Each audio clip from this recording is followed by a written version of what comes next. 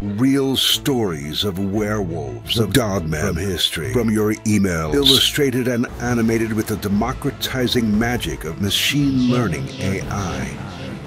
Welcome to Scary Stories. My Favorite Werewolf. Dear Scary Stories NYC. When I was a kid, my father and I used to go camping twice or three times each summer. Sometimes Mom would come along, but she would complain the entire time, so Dad and I would sometimes go camping without her when she was visiting her friends or her mother. My father had mostly native blood, but my mom was this blonde Nordic woman whose family only came to America in the 1960s. I was born to them in 1972.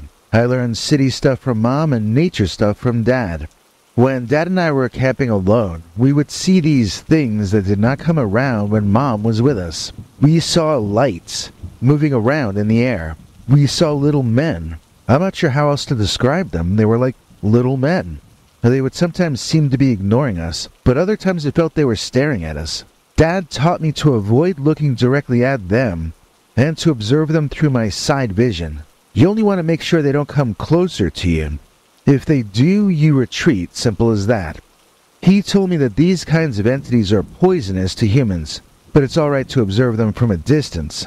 I remember asking if we're poisonous to them too, and he had to think about that. Eventually, Dad admitted that he didn't know the answer to that question, but he figured it would be better to assume that we were poisonous, at least if it encouraged me to avoid getting eaten by them. That was Dad's quiet sense of humor. A lot of the time I didn't even realize he'd been joking until some time afterward. Besides the little men, we also saw these creatures that we called werewolves. Dad actually had this other name for them that I forget, and which I couldn't pronounce when I was younger. He started calling them werewolves too, because that was what I called them. They were large wolves for the most part, but they seemed more intelligent than what you might expect dogs to be. They would occasionally rear up on their hind legs and walk around that way, which was an incredible thing to see. It was like watching a real-life version of a Ray Harryhausen movie or something, if you know what I mean. Like an old-fashioned creature feature, but in real life. When I was a kid, we saw the silhouette of a large adult watching us when we were playing with the younger ones, but only the three younger wolves would ever approach us when we were hiking. The first time we ran into them, we stopped hiking since they were in front of us, partially blocking our path, and we avoided eye contact while monitoring their movements as well as we could, while looking around for another path through the underbrush around these living obstacles. One of the werewolves, the blonde one, ran over to me playfully like a puppy and danced around in front of me on his hind legs, whining, like it wanted to be friends and to play. Back then it was only like 4 feet tall and it was kind of cute. I looked to my dad, who looked confused and frightened, to be honest. I turned to look for the silhouette of the adult that I had seen earlier, but I couldn't find it. I didn't know if that was a good thing or a bad thing, and so Dad and I both stood there, unsure of what to do or even what was actually happening. The blonde dog dropped to all fours and literally got down low and put its head under my palm. Then it raised its head up, petting itself on my hand whether I liked it or not. I cautiously began to stroke the canine's head, and he went into ecstasy, almost immediately dropping to the ground with a loud grunting noise that would have made me laugh out loud if I weren't convinced that I was about to be ripped to shreds by this creature's mom, or father, or whatever that extra large one had been. The other two darker dogs sat down around us and began grooming their private parts. My dad said something sarcastic like, "Make yourself at home, boys." But he didn't have to tell them. Those werewolves were already at home. So we named the blonde one Grizz, or Grizzly. Actually, Dad just started calling him that and it stuck. For the rest of the time that we camped that week, Grizz would find us and be waiting outside our campsite each morning.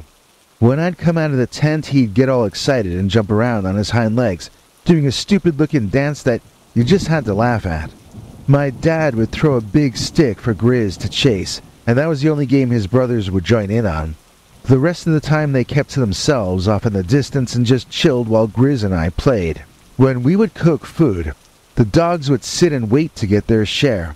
Dad would feed them first and us second because once they had eaten, they would leave us alone for the rest of the night.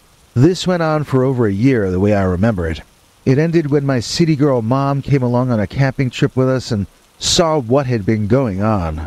Well, no matter how friendly Grizz acted, he had gotten to be the size of an actual grizzly bear by that time, and Mom absolutely freaked out. She made us pack and leave, and she forbade me and Dad from any kind of camping ever again. I think eventually she allowed us to camp out in the backyard, but that was it. We never saw Grizz or his brothers ever again. Now, before you go write mean things about my mother in the comments, please remember that Dad and I were being pretty irresponsible, really. Did you ever hear about that Siegfried and Roy guy? It wasn't that his big pet cat went crazy and mauled him. What happened was that he had a stroke, and the cat was trying to pick him up and carry him to safety the way she would have done with one of her cubs. But in trying to help, she tore that man apart. So even though Grizz was the sweetheart that he was also a wild animal, as large as an adult bear. He was still something that could rip me apart even if he was trying to do something nice, or even if he was only playing. Now, I don't personally think that anything like that would have ever happened when it was just me and Dad there, but who knows? And the other thing is that having the scent of human on those creatures might actually mess up their lives in some way. It's not really good for you or the animals if you interact. I know my mother was actually correct, and she might have even saved my life, or saved me from injury at least. I'm not just saying that, I mean that sincerely. But that doesn't mean I don't still dream about those mornings playing with Grizzly Dog, of seeing how happy he was that I was finally awake. To me, he was a big, super smart, extra friendly dog buddy. I never had a bad experience with him, but that doesn't mean that streak would have continued indefinitely. If you want to interact with wild animals, go study wildlife management or wildlife biology or zoology. Go become a forest ranger maybe. Get trained in some related field, and you'll know what is or isn't going to fly out there in the woods. If you're incredibly lucky, you'll get to meet a creature like Grizzly Dog, who definitely was my favorite werewolf. Hope you like that all-new story. Don't go anywhere. We've got roughly 2 hours of friendly Dogman and werewolf tales coming up, beginning with who are the friendly werewolf monsters. Dear Scary Stories NYC. I grew up thinking that werewolves were friendly to humans because the ones near us were reported to be. Friendly to humans, I mean. At least they seemed to do the bidding of our local town leaders. Most of us assumed the werewolves were humans, at least part of the time.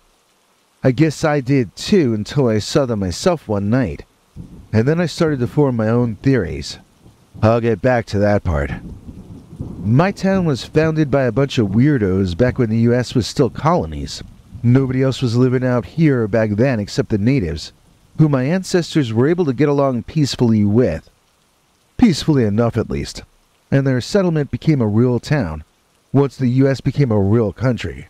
No, I'm not going to tell you what town I'm talking about, as what I've just revealed are secrets that I was not supposed to share. The fact that we're so weird about hiding our own past around here should clue you in that I'm not kidding when I say my town was founded by weirdos. They left Europe because they were probably going to be burned as witches if they didn't.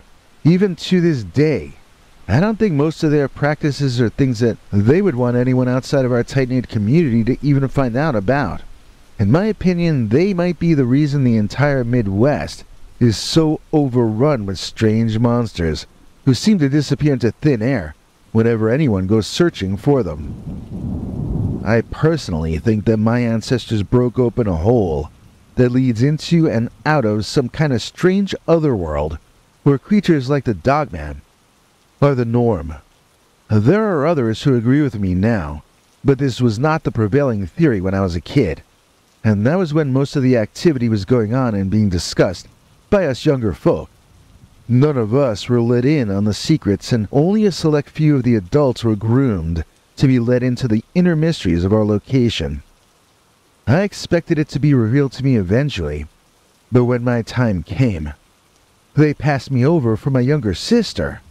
I took it as an insult, and they meant it as one too. They told me openly that I was an F-up, to use the clean version of the term. I wasn't any more of an F-up than some of those rich guys they chose to teach the secrets to. But I'm not rich. I'm also not a girl or pretty, while my younger sister was both, so she got to live out my fate. Now I'm surrounded by people with answers to questions that I just keep asking. I admit I'm bitter, and that's the only reason I'm sharing what I know here with you. I am so unhappy with them all that I really would tell you the name of this location if I didn't think they would kill me for doing it. There's a story that went around when I was a kid that we all assumed was true. Supposedly there was some real estate family that was looking to buy up our town and use it for some other purpose. It depended who was telling the story, like sometimes they wanted to put up a factory and other times it was about them demolishing the town to put a highway or railroad tracks through where people's houses were or something.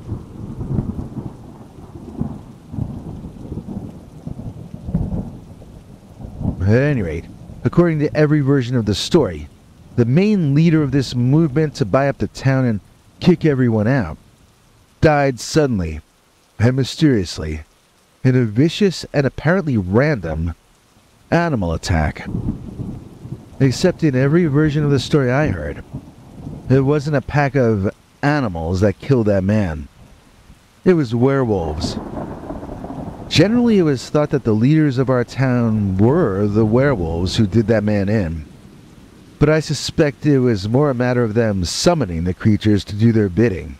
No matter how you interpret it, though, this was a case of the town leaders circling the wagons and defending their way of life by causing the untimely demise of their enemy. I don't even know how to look that story up. Maybe one of you true crime people might know how to do that kind of research. I do believe the main underlying theme of the story, though, and that is this. My town was founded a lot earlier than its official public history claims. It's not a randomly chosen spot. It's a power spot. And the men and women who run this town are willing to kill to keep what they've got, and to keep it a secret. I know that makes me sound like a raving madman, but it is what it is. During the pandemic, our town managed to avoid many of the lockdown measures, but we did it on the down low, not trying to draw attention to ourselves. We did attract some certain kinds of freedom lovers who took advantage of our hospitality, at least for a little while. There were nightly gatherings here of young hoodlum types from other towns that were in lockdown who would come over to our area. At first it was to eat at our restaurants and drink at our still open bars, and it was a mutually beneficial situation. But when they started to act like they owned the town, and they would do drag races and donuts in the main intersection of town while people were trying to sleep at night, that was when it was a problem. Our town's police department is like Barney Fife and a girl, so nobody listened to them when they told the crowd to disperse. It was starting to become our local culture that there would be drag races and so forth every single night. And I even took to going down to watch the action from a spot halfway up a nearby hill. That was how I came to see this next part with my own eyes, when it actually happened. There was some guy in a van doing spinouts, and I kept thinking I was going to see him topple over. I mean, this van looked very top-heavy, and was not made to spin turns at the speed this guy was doing. I was certain that I was going to watch someone Minecraft themselves in front of my eyes that night. But then something even wilder started to take place. There were men gathering at the edges of our gathering. I know because I saw them walk out from behind me, past me, and toward the action down below. These men walked out of the farce from every direction surrounding this part of our town all at once. Now I will start to describe these men, who were obviously not ordinary. They appeared canine, but they walked like men, like soldiers. Clomp, clomp, clomp, marching, forward, almost like robots, or automatons. Although I don't think they were that. I don't remember them wearing clothing, but they were very dark-furred, and I suppose they could have been wearing black clothing as well. What I was most fascinated by was that their footsteps seemed to produce bursts of light, sort of like fire, or quickly dispersing fire, maybe I should say. It was less with each step, as though they had walked out of a fiery pit, and their feet were just now cooling off. I turned around looking to see if there was a fire behind me anywhere, but all I saw was the dark hills surrounding our town at night. Some of the others there that night who noticed this fiery foot phenomenon stated later that it was proof that the werewolves emerged from hell itself, but I saw something that caused me to think differently. As I was looking behind me, I saw one of the men appear. It was like it walked through an invisible door, like it wasn't there, and then it appeared as if it were taking a step forward. And its feet were not there at first. They were invisible, while his entire body was on fire, and as the body fire died out into a dark werewolf silhouette, the feet came into form, appearing very hot, and on fire, or even made of fire. Now this didn't give me the impression I was watching something walk out of hell. It looked more to me like he was sort of walking into the teleporter from Captain Kirk's Star Trek. The feet seeming on fire. It also seemed like they were still being teleported from the previous location. Am I explaining that clearly enough? Like they would leave footprints that were on fire, but less so each step as they marched forward, as though their feet were cooling off. There was a lot of screaming down below, and I saw things that remind me now of Grand Theft Auto the game. Grown men being pulled out of their cars and thrown. The fiery-footed werewolf men were so strong, they were like superheroes, or supervillains, depending on your point of view. There was violence, but supposedly there were no deaths. The media covered it as a gang war, but this was no gang war. I witnessed it. It was more like watching the town's antibodies reject foreign matter, which had gotten into its bloodstream. It was like the spirit of the town itself drove those drag racers out and brought quiet nights back to our burb. Now, I don't think that when men transform into werewolves that their feet catch on fire. I don't think we were seeing the town leaders in werewolf form protecting our way of life. I do think those creatures were summoned, though, and I would expect it was the town leadership which did so. My sister knows the answer to this question, but she's sworn never to divulge it to me. I was the firstborn son of my generation, and my ancestors were among those who founded this town. My younger sister should not be told what I am not told. It's an obscenity against all my forefathers. Nevertheless, I'm as in the dark about all this as you. But the spiteful side of me hopes that now you know there's a secret out here, that one of you figure out what I haven't been able to. It seems unlikely, I'll admit, but I have a lot of revenge fantasies these days, that's all.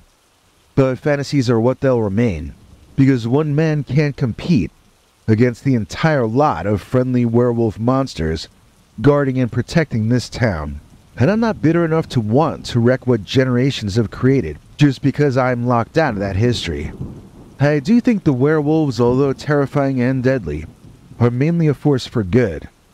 I do still believe that there are times when violence is justifiable, and the werewolves seem concerned with protecting and preserving order, not allowing the town to descend into chaos. So while I may disagree strongly with some of the decisions made by our local leaders, I do think that these so-called werewolves, whatever they are and wherever they come from, are basically a force for the good.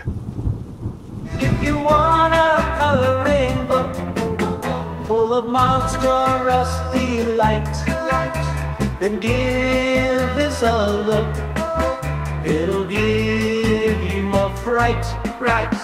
Scary stories, coloring book, werewolf coloring book. And just to make your mind explode, it's a digital download. All it costs is $2.09, and then you will be feeling fine. Coloring monsters today, hey, it's a coloring book, hooray.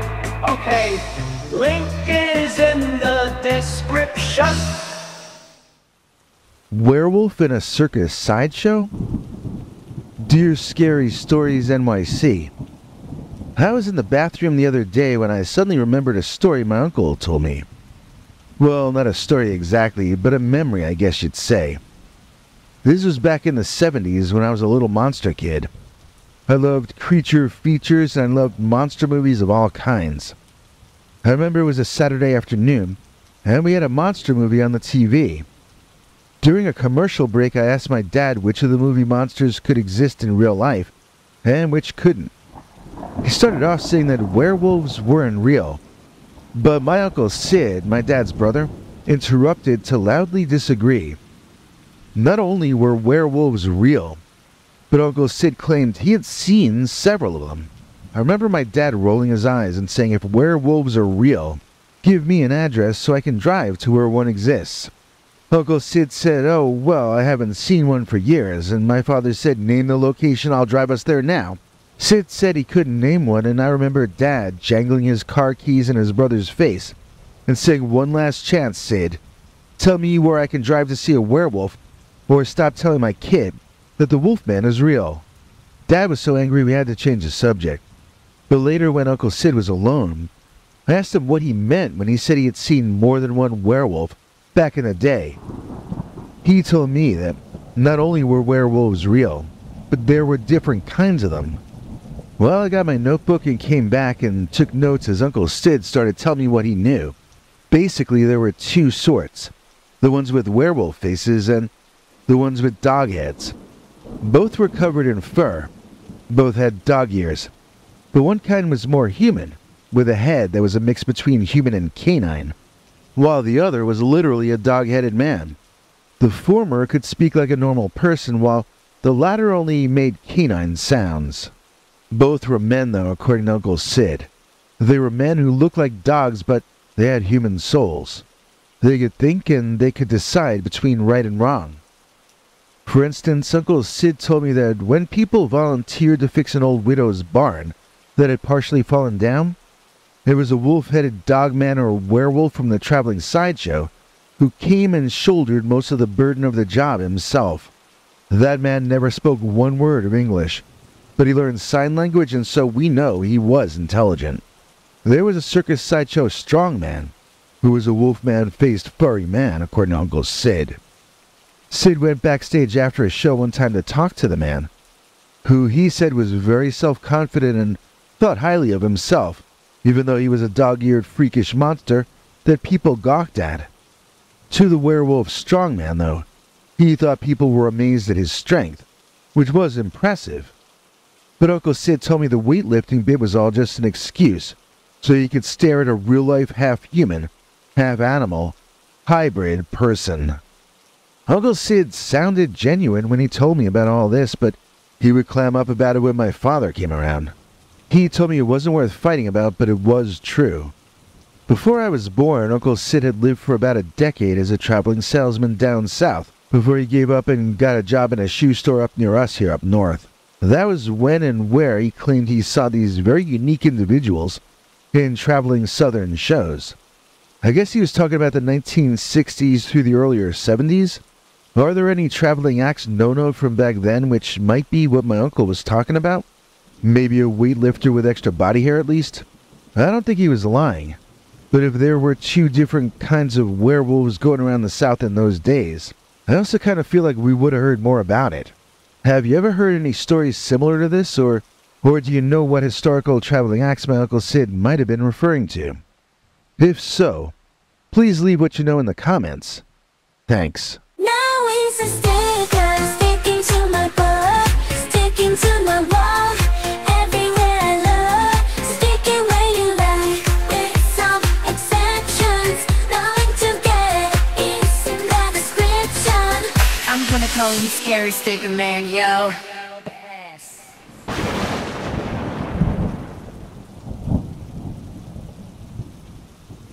Baby Werewolf is my friend. Dear Scary Stories NYC, I like your channel because you don't only have stories about dogmen that are scary, but also nice dogmen or baby dogmen and sometimes even other kinds of monsters too. I am originally from Japan, and this kind of thinking about monsters is even more prevalent there than here in America.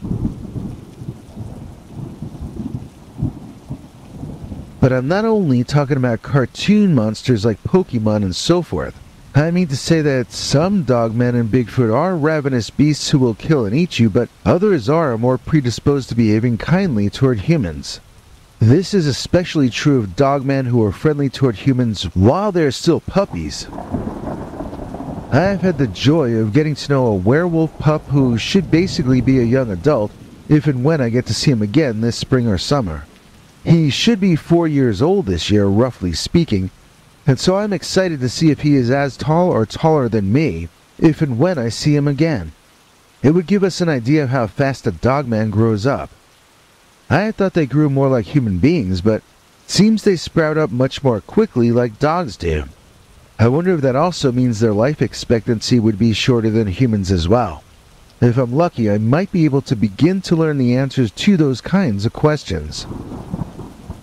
The sobering aspect of this, though, is that I don't know if I will get to see the Dogman pup again.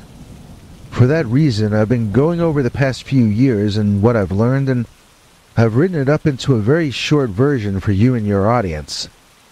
It doesn't have violence or anything in it, so I think it should work for your main channel.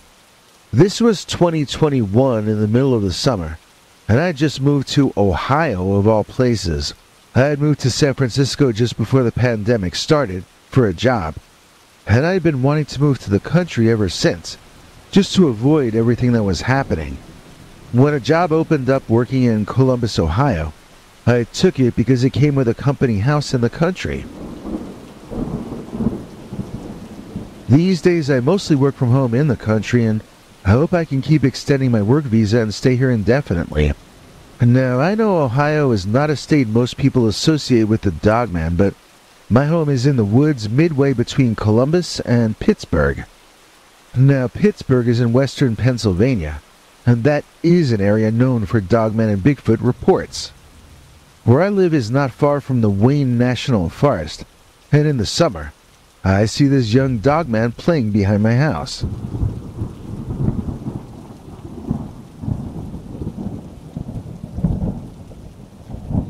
The first time I saw him, he was a puppy. He walked on all fours. He was like any other dog, and I loved him immediately. I couldn't find his family, either human or canine, so I brought him inside. He was so friendly that I figured he must belong to someone. He certainly wasn't afraid of people.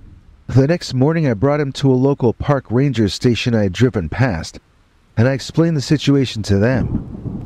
I wasn't sure how things were done in Ohio, but I wanted to know if there was some way to reunite this puppy with his family.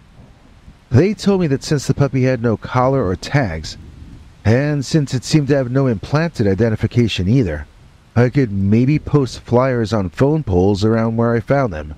They pointed out to me that he had tics and mentioned he might be wild and separated from his dog pack.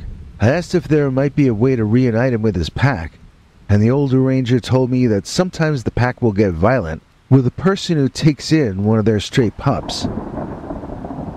Other times the packs can get violent with the pup.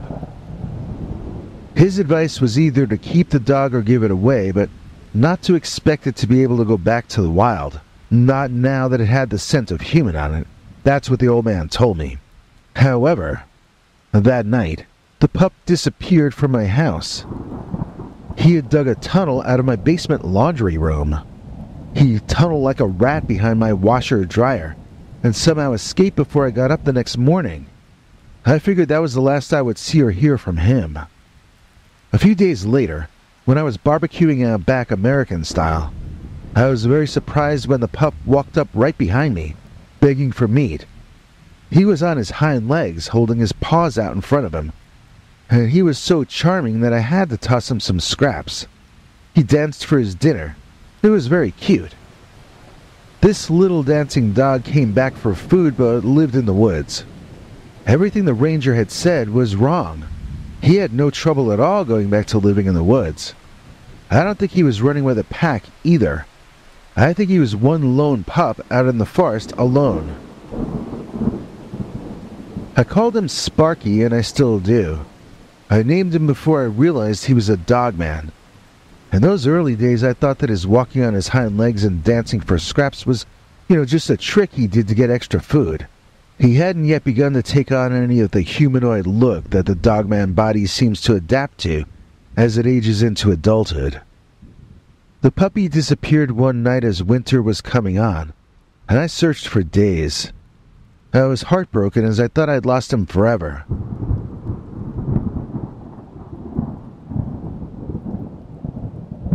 However, on the first warm day of spring, Sparky came home for the summer. Now that I think back on it, I don't think I noticed in his second year that he was a dogman either, but he was walking upright half the time. I just called it his little trick. I didn't think too much about it. When Sparky left again that winter, I was sad, but I only searched around half-heartedly. I don't know if he goes somewhere to hibernate or if he walks south for the winter or what, but I know he will come back in the spring, and I just have to miss him until then. Last spring, when Sparky returned, he was 5 feet tall when standing up on his hind legs. He was standing up nearly all the time by then.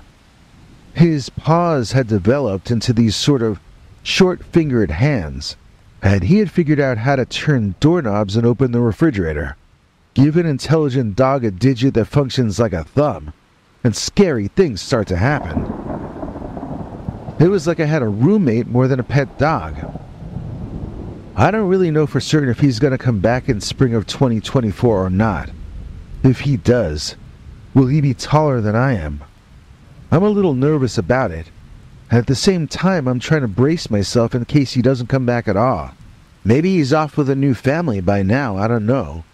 I hope he will continue to consider me his friend, because I've spent the past 3 years very proud to be able to say that. Baby Werewolf is my friend. Scary Werewolf is my friend. Dear Scary Stories NYC, I'm writing to complain to you about your terrible portrayal of the Dogman species on your channel. Yes, they do look scary, but they're big teddy bears. I've met a few of them, and I'm very good friends with one in particular.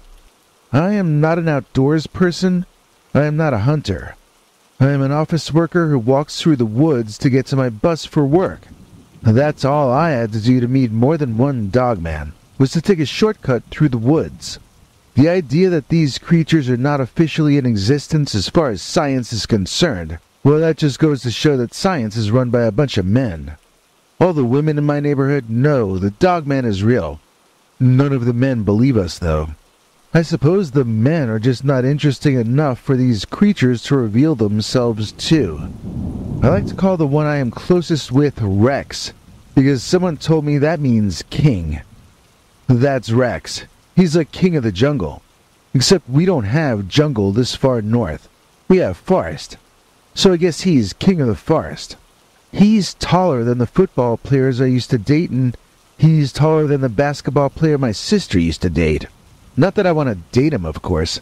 That wouldn't really be possible since he's not a guy. At least I don't think he is. One of my girlfriends thinks that he's really a werewolf, but he's ugly in his human form, and that's why he only shows himself to me as a wolfman. I don't know, I think he's really some kind of a big doggy. He acts like a dog more than he acts like a man. Actually, now that I think about it, I guess dogs and men all act the same toward me. They're always super friendly, and so I tend to like them back. I like ugly guys too, although I guess I have only dated athletic kinds of fellas, and popular guys too.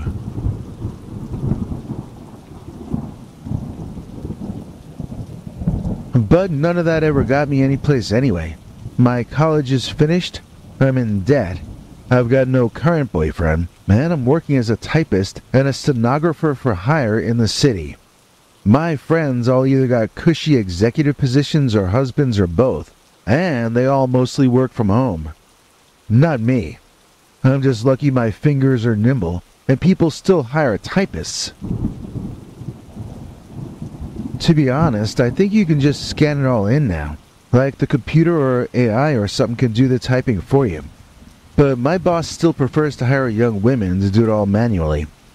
If he switches to AI, I might have to beg my old classmates for some kind of gig, I don't know. Sometimes I dream of just walking off into the woods with Rex, and being like that chick that used to hang out with Tarzan in that old movie my mother loves. Like I could just stay in a tree or something. I know it's not something that could really work, but that's my fantasy. The thing is, I do sort of still hope to find true love. I'm 26 and not getting younger, but it's too soon to give up and go live in a tree with a dog. Still, Rex is a very special dog, and he does have very strong arms. He gives off so much body heat, you would think he was a man. But of course he isn't. At least, I don't think so. Anyway, the reason I'm writing you is an important one. You've got to stop smearing Dogman creatures, saying they're all man-eating criminals or something. You tell these stories about them being creepy, spying on people, looking through windows, destroying people's sense of privacy in their own homes. First of all, I doubt any of these stories are even true. And second of all, if they are true, they certainly aren't being told from the perspective of the Dogman or Wolfman. Maybe he's looking through your window at 3 a.m. because he wants to play.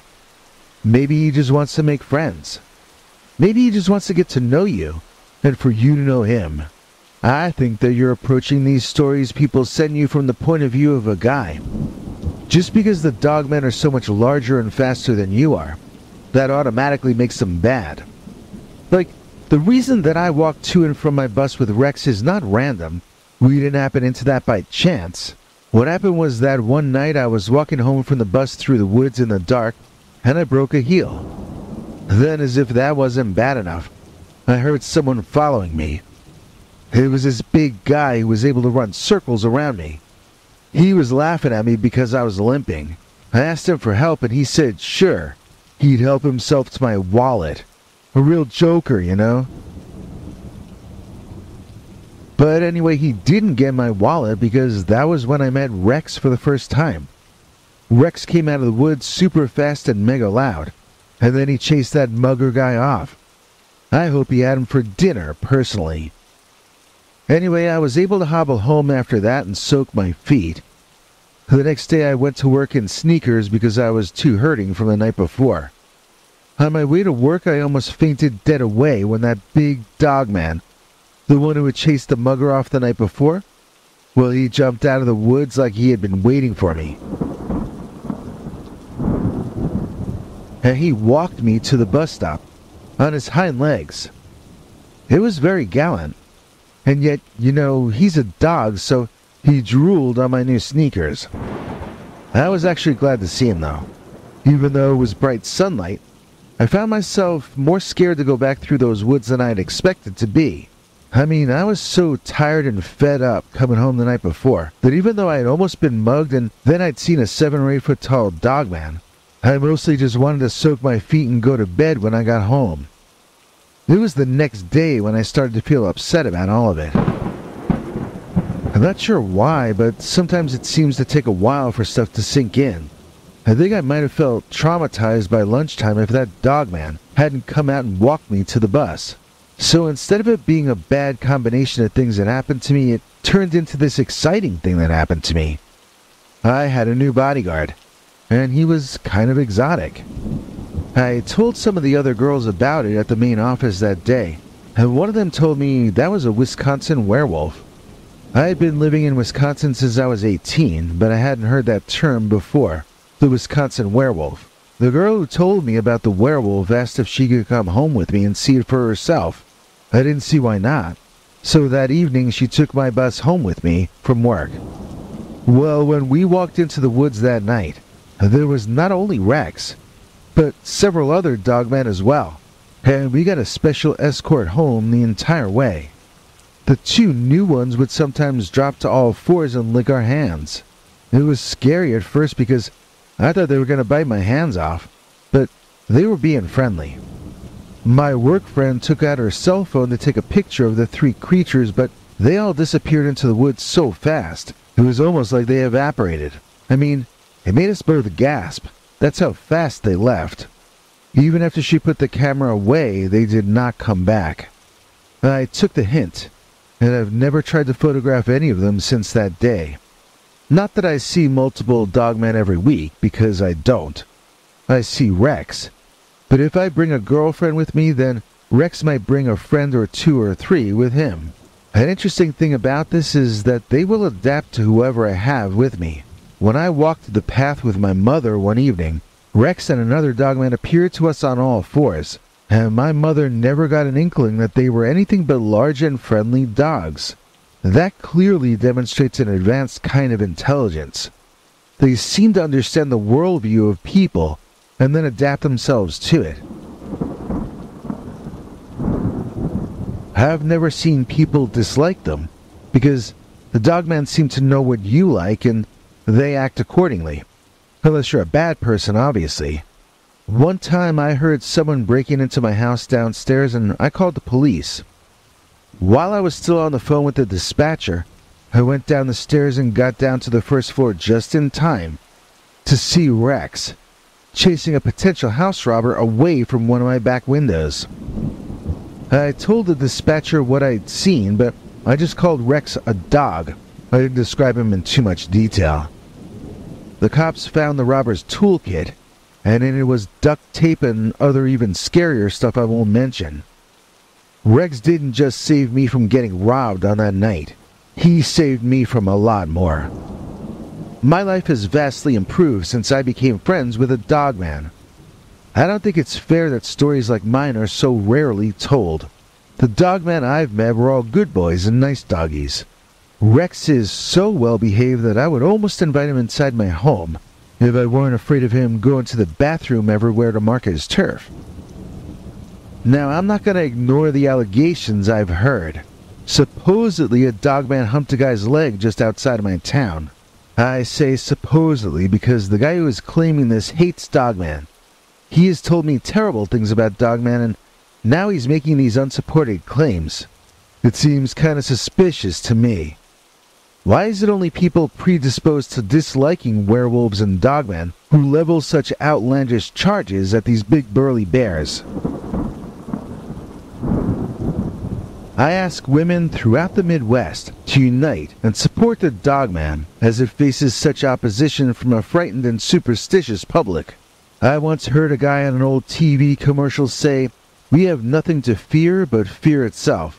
And whenever I think of that old commercial, I think of the dogman. Because it's the fear of the dogman that frightens people, not the dogman itself. It's the ideas associated with the big furry guys that people are scared of. It's the reputation of being man-eating monsters. It's the unfounded accusations of being mean-spirited serial killers. If you go down the list of most reported dogmen encounters, you will find that most reported dogmen are not violent toward humans at all. If Bigfoot could somehow get a rep of being peaceful, then why not dogman? Are there a list of dogman attacks that are longer than the list of alleged Squatch attacks? I don't know any stories of dogman hurting anybody in my entire neighborhood, and I think I know over a dozen people who've seen or even interacted with these big old teddy bears.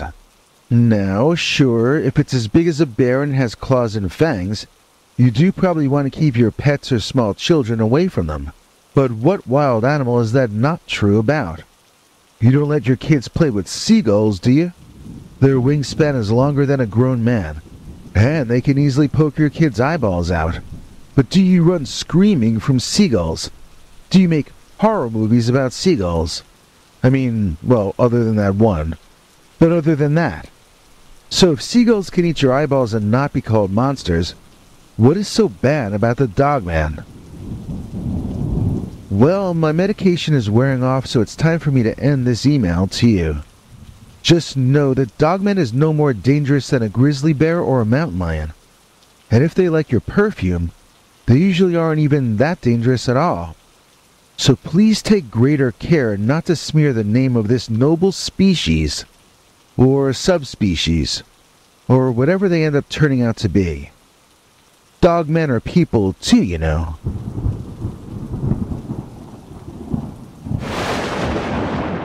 Yo, dude, my bros are dogmen. Dear Scary Stories NYC. Yo, dude, I love your channel. I watch it at least once a week. You're the only one doing stories like this that doesn't seem prejudiced against my homies. Of course, I know that some dogmen and werewolves are dangerous. Some of them are even cannibals, eating us and each other. But you know what, dude? Some humans are cannibals too. So are you gonna go hide from all humanity? I use the term dogman loosely, because I know that technically my friends are werewolves. But has anyone ever proven that other dogmen aren't also werewolves? I mean, how do we know dogmen aren't really transformed humans? The only way we could know is to see them transform, or to watch them 24/7 and see if they ever change back. What I mean is this. Say you have a sighting of a dogman, or what you think is a dogman. It crosses the road in front of your car, then disappears into the woods.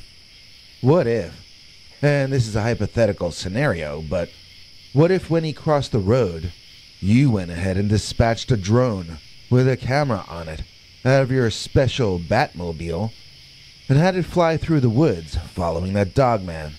Say it followed the dogman until dawn, where the camera catches him transforming back into Lawrence Talbot and leaving muddy tracks as he climbs into the window of Claude Rains' home.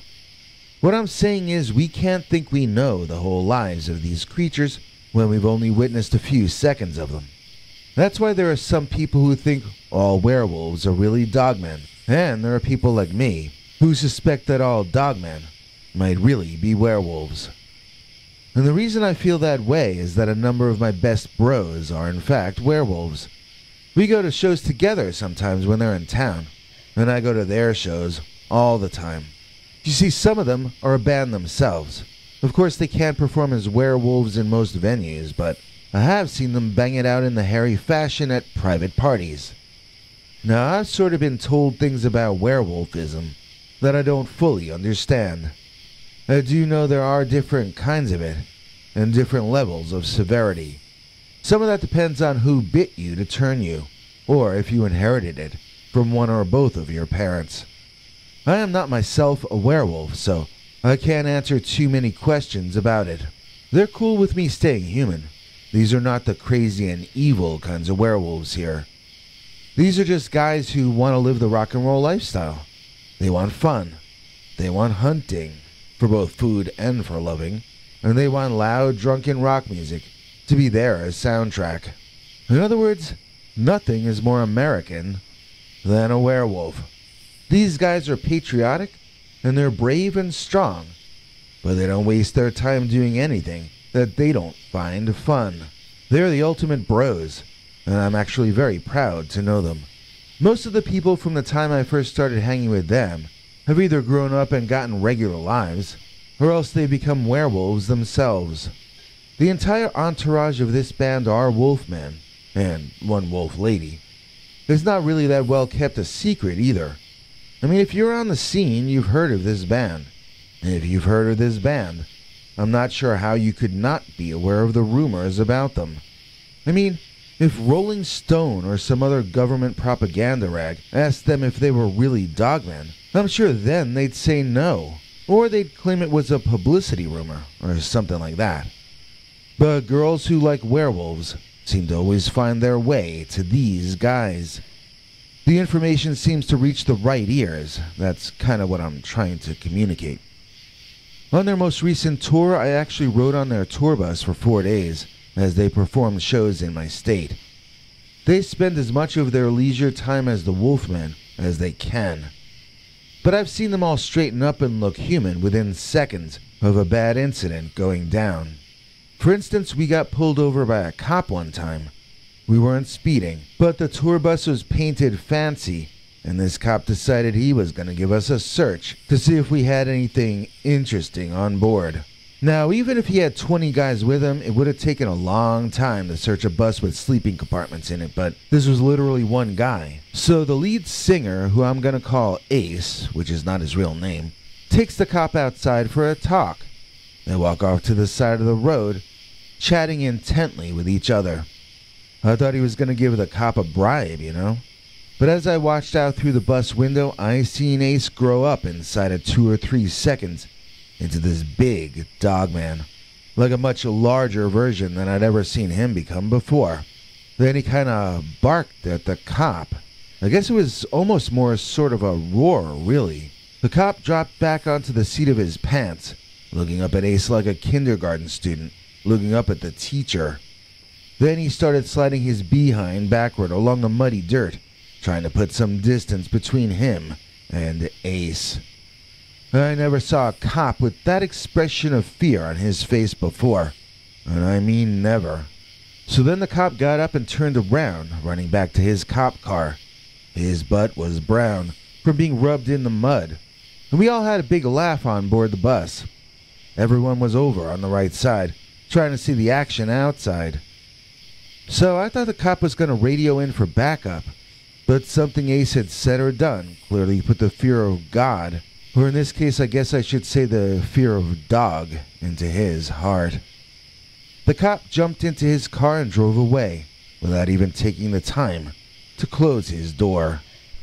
So Ace got a big cheer when he came back on the bus, and then the night continued as usual. Nothing that ever happened seemed to upset my werewolf bros. They could handle anything that ever got thrown at them. I was usually the only full human pureblood that was on the bus, or in their inner circle when I've been with them on tours. Even most of their girlfriends seemed to have been turned into the hairy people. After I'd started hanging with this band, I began to hear about other bands who were actually werewolves also. I was not informed, however, that not all werewolf groups get along with other werewolf groups. I went to see a band that I'd been told were wolfmen when they played a club outside the town I live in. I was surprised when I got there to see people hanging out in the parking lot looking like dogmen. I mean, dogmen wearing jeans. Werewolves. I had some friendly conversation with a bunch of them, and they invited me to share in their food and drink. When I mentioned the werewolf band I was friends with, though, they sort of finished their partying and went inside the club. I didn't take it personally. I figured it was just time for the show to start.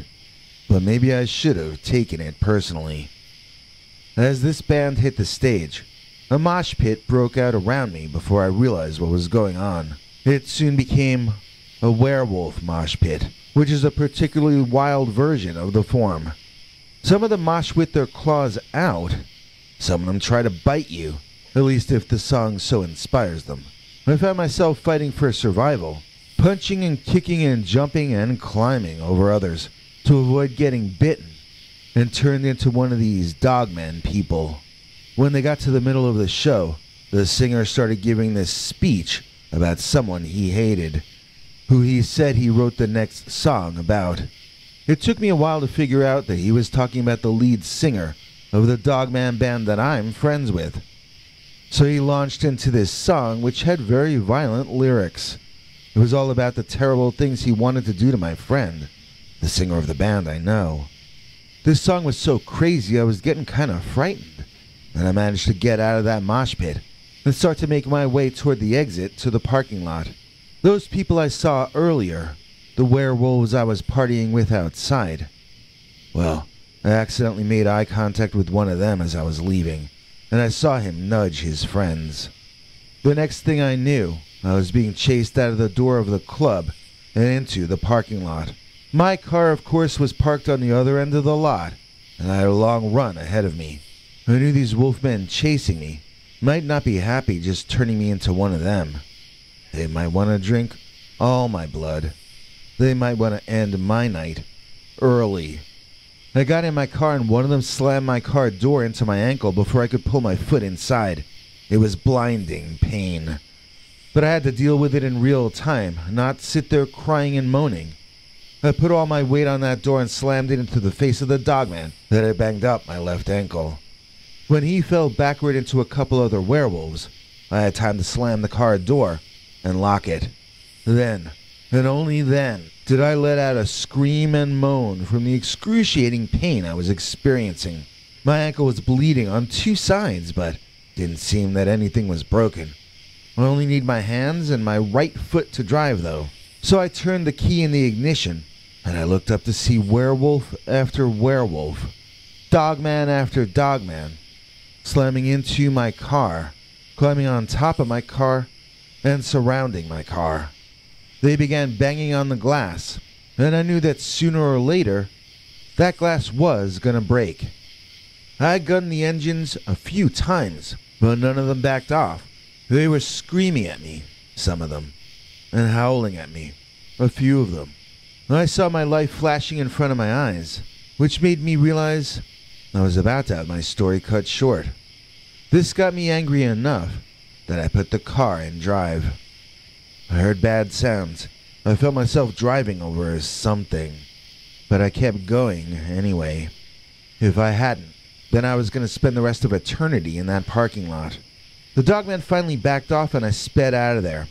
4 of them chased me out, and 2 of them ran after me down the highway for a lot longer than I would have expected.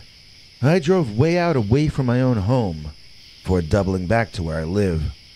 I didn't want any of those Dogmen finding out where I lived, and fortunately, it didn't seem that any of them chased me too far. At one time I was sort of seeing this one woman who was into the band. I didn't even know she was a werewolf also, until we got into a big argument and sort of started breaking up. The more I disagreed with her and stood up to the things she was saying that I felt weren't true, the more furious she became. Soon it was like she was so angry at me, you'd have thought I cured blindness in 1,000 people or something. Her voice got deeper, and she got this sort of 5 o'clock shadow, only she got it all over, if you know what I mean. Her arms started bulking up in front of my eyes. It was like she was starring in a Taika Waititi Thor movie or something. I didn't notice how long her teeth had grown until they were right in my face, ordering me to back down. So I backed down, and I think you would have too. She had gone from being about 5'8" to being taller than me, and I'm just barely under 6 feet.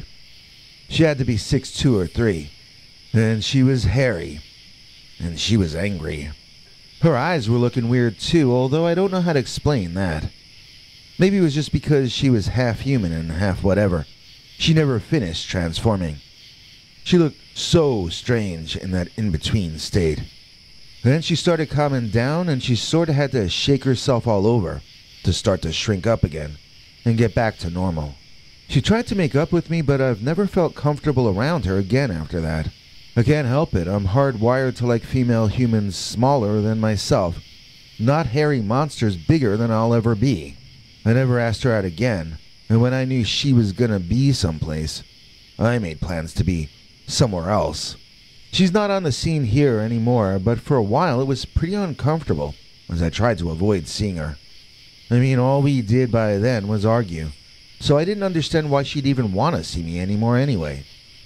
Her friends told me I was being mean to her, but I was terrified of her. Her teeth were deadly long, man. She could easily have taken me out when she was turning into the wolf. I didn't even see her fully transform. I'm sure it gets worse when she goes all the way into the other form. Besides the fact that I think she should have warned me that she was not an ordinary human, I also think she should understand why I would want to avoid her scene after her outburst. You know, boundaries are important in relationships, and having someone's large fangs chomped inches in front of your eyes when she's mad at you, well, that violates every boundary I've ever had. Some of the dogmen who come to shows by my friend's band look more to me like furries than genuine dogmen or werewolves. Maybe that's what they are, but I don't know. Again, as I said before, you would have to watch each of these characters for some time to figure out what the real deal is with each of them. Maybe some really are furries, people who wanted to know what the life was like of being a werewolf, but like me, maybe they were too afraid to take the plunge and allow one of the others to officially bite them and transform them. Again, maybe those were real werewolves also. Maybe their fur just looked like a furry costume. I mean, how would I know? Or even be able to begin to guess? Even so, I know for a fact that most of these people are real. I know most of them in their human forms as well, and I've already told you about having that argument with my half-transformed girlfriend.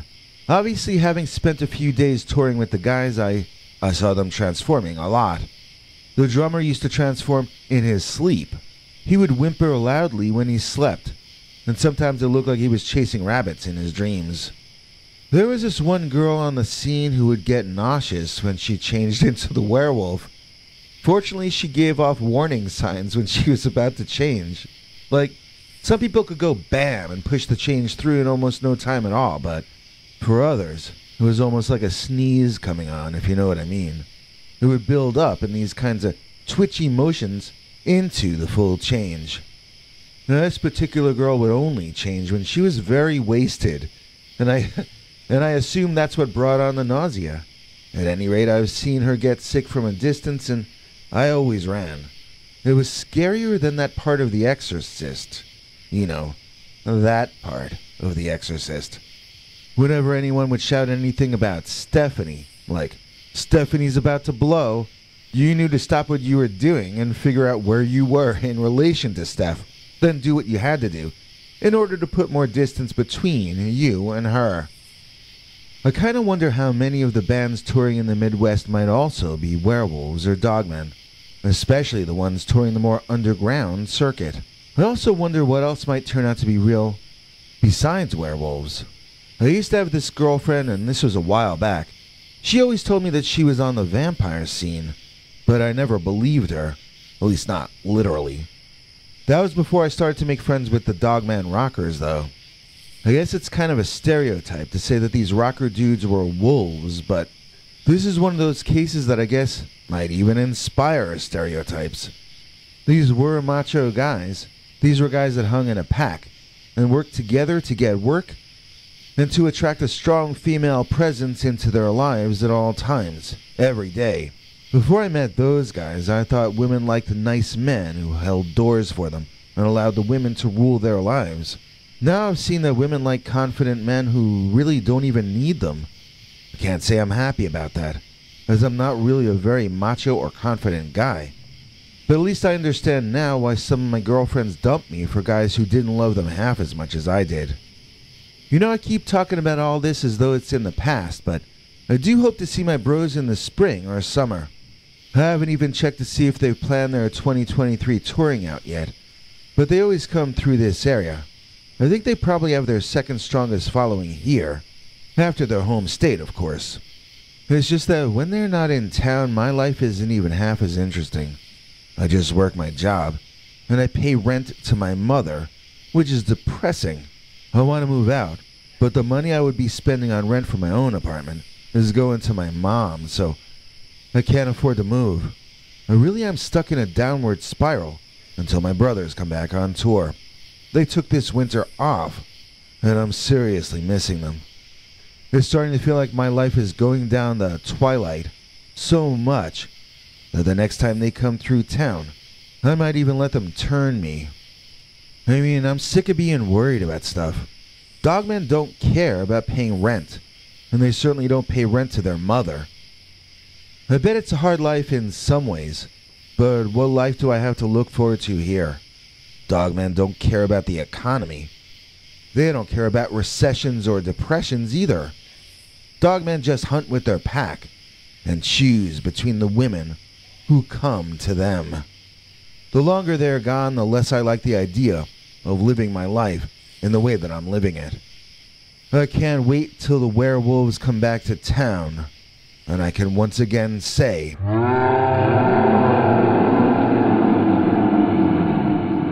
"Yo, dude, my bros are dogmen." I'd like to read you this collection of stories which was sent to us by a person who wishes to be identified only by the code name Ms. Werewolf. Ms. Werewolf claims that she is friends with a dogman and is connected to a network of others who are as well. She has convinced her internet friends to also send me their personal experiences with dogman creatures who they insist are friendly to humans. And now my own opinion and the opinion of this channel is that one should avoid approaching wild animals of any sort, especially ones as large or larger than you are. Having made that point clear, I'll now allow this group to present their alternative viewpoint. Please, though, be careful with any creature who has teeth and claws, even if it's as small as a squirrel. These animals can carry diseases that can sometimes be harmful to humans. So don't go out there thinking that the forest is Jim Henson's Fraggle Rock. With that obligatory warning out of the way, let's settle back and enjoy a whole bunch of emails from people all over the country who insist that they each had a friendly experience with a Dogman. And let's begin with the email that started it off, which I will call My Friend Dogman. Dear Scary Stories NYC, I'm writing you today on behalf of my friend Dogman. I have noticed that in your recent videos you have portrayed the Dogman as a terrifying and aggressive creature. However, I must tell you that you are mistaken. You see, I happen to be close friends with an 11-foot tall Dogman. And while I admit they are feral creatures, they're also incredibly loyal and good beings. Dogmen may look scary, but they have a heart of gold. I cannot sit idly by and watch as you continue to spread the message that all dogmen are evil. My friend, and I know some other dogmen too, would never harm a human being without just cause.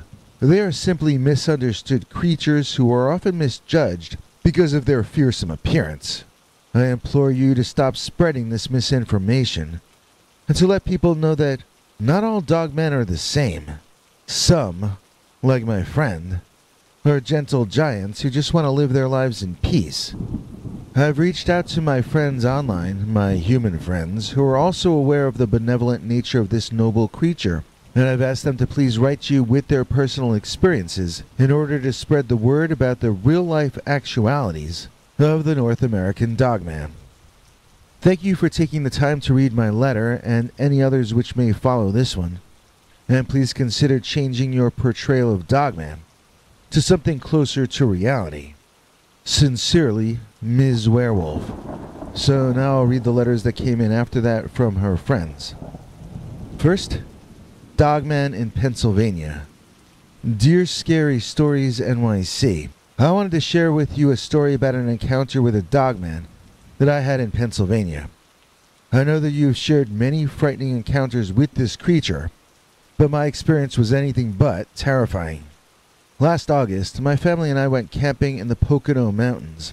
We had set up our tent near a creek and spent the day swimming and fishing. As it got darker, we decided to start a campfire and roast marshmallows. That's when we heard a rustling in the bushes nearby. At first we thought it was a bear or a deer, but what emerged from the undergrowth was not like anything we could have expected.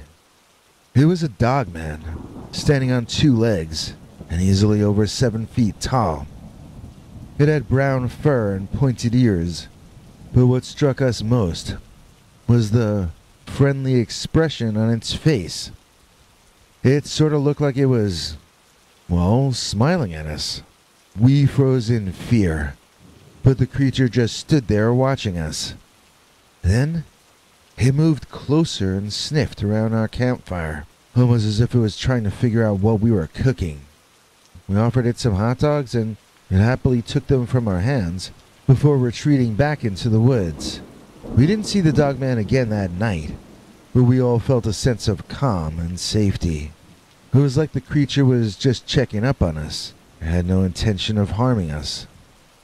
I know that many people have had terrifying encounters with Dogmen, but I wanted to share my story to show that not all of them are malevolent. This creature was kind and gentle, and it gave us an experience that we will never forget. Thank you, Scary Stories NYC, for all you do to share these stories and to shed light on the mysteries of the world. Story number 2, Wisconsin Werewolf Experience. Dear Scary Stories NYC, I recently came across your channel at the recommendation of my online acquaintance, Ms. Werewolf, and I cannot get enough of your content. As someone who loves all things spooky and mysterious, I wanted to share with you a story of my own encounter with a Dogman in Wisconsin. Last summer, my family and I were RV camping near Big St. Germain Lake in northern Wisconsin. It was a beautiful weekend, and we spent our days hiking and exploring the wilderness. However, one evening things took a turn when my son heard something moving outside our RV. At first we assumed it was a bear or a deer, but what we saw when we foolishly opened the door to look out was something out there that we never could have imagined. Standing outside, staring directly at us, was a creature with the head of a dog and the body of a human. Well, a fur-covered human, with clawed hands as deadly looking as those of a giant badger. We all backed away from the door, and I was too afraid to move forward to close it. We were terrified. We thought we were going to be attacked and eaten, but that dogman did nothing but stare and sniff cautiously at our door. It wasn't glaring at us. Its eyes had that sort of sad look that dogs can get when they're being submissive to you, like when they ask you for dinner or for a snack. As the tense minutes went by, we could feel the energy shift, and a sense of peace replacing our fear. The dogman's behavior was not what we had expected. It was friendly, curious, and when it looked into our eyes, it felt like it was communicating something to us. It was like we were connected to each other in some weird kind of way. I got some sliced ham we had in a plastic container to make sandwiches out of, and I tossed slices of it out to him. At first he picked them up off the ground and ate them, but once he could tell that he liked it, he caught the rest of them in his paws, which he used almost in the same way that we use our hands. After that, he backed away from the entrance to our camper and he went to sleep on the edge of the woods toward the beach, as though he were guarding us from sea monsters that might come out of the water and attack us during the evening. As the night went by, the creature slowly moved away from our RV and disappeared into the woods. We were all remarkably calm, even my young son, after the encounter. We all slept soundly through the rest of the night, I guess with the feeling that we had witnessed something extraordinary. I hope you consider sharing my story on your channel because it shows that not all encounters with dogmen are frightening. The creature we saw was reasonable and dog-like, and it left us with an experience that we're grateful to have had. Keep up the fantastic work and good luck in the future with your channel. Number 3. Yes, Dogman is in New York State. Dear Scary Stories NYC. I love your channel and all the creepy stories you share with us. I've been listening for about a week since I was turned on to what you do by my good friend Ms. Werewolf. I have my own Dogman story that she has encouraged me to share with you, and I hope that my experience will help shed some light on these mysterious creatures. Last fall I went on a solo camping trip in the Adirondack Mountains in upstate New York. On the second night, I was sitting by my campfire enjoying the peace and quiet of the woods when I heard rustling in the bushes. At first I thought it was just some small animal, but when I turned my head, I saw a tall, hairy creature standing on 2 legs, staring at me. It was a dogman.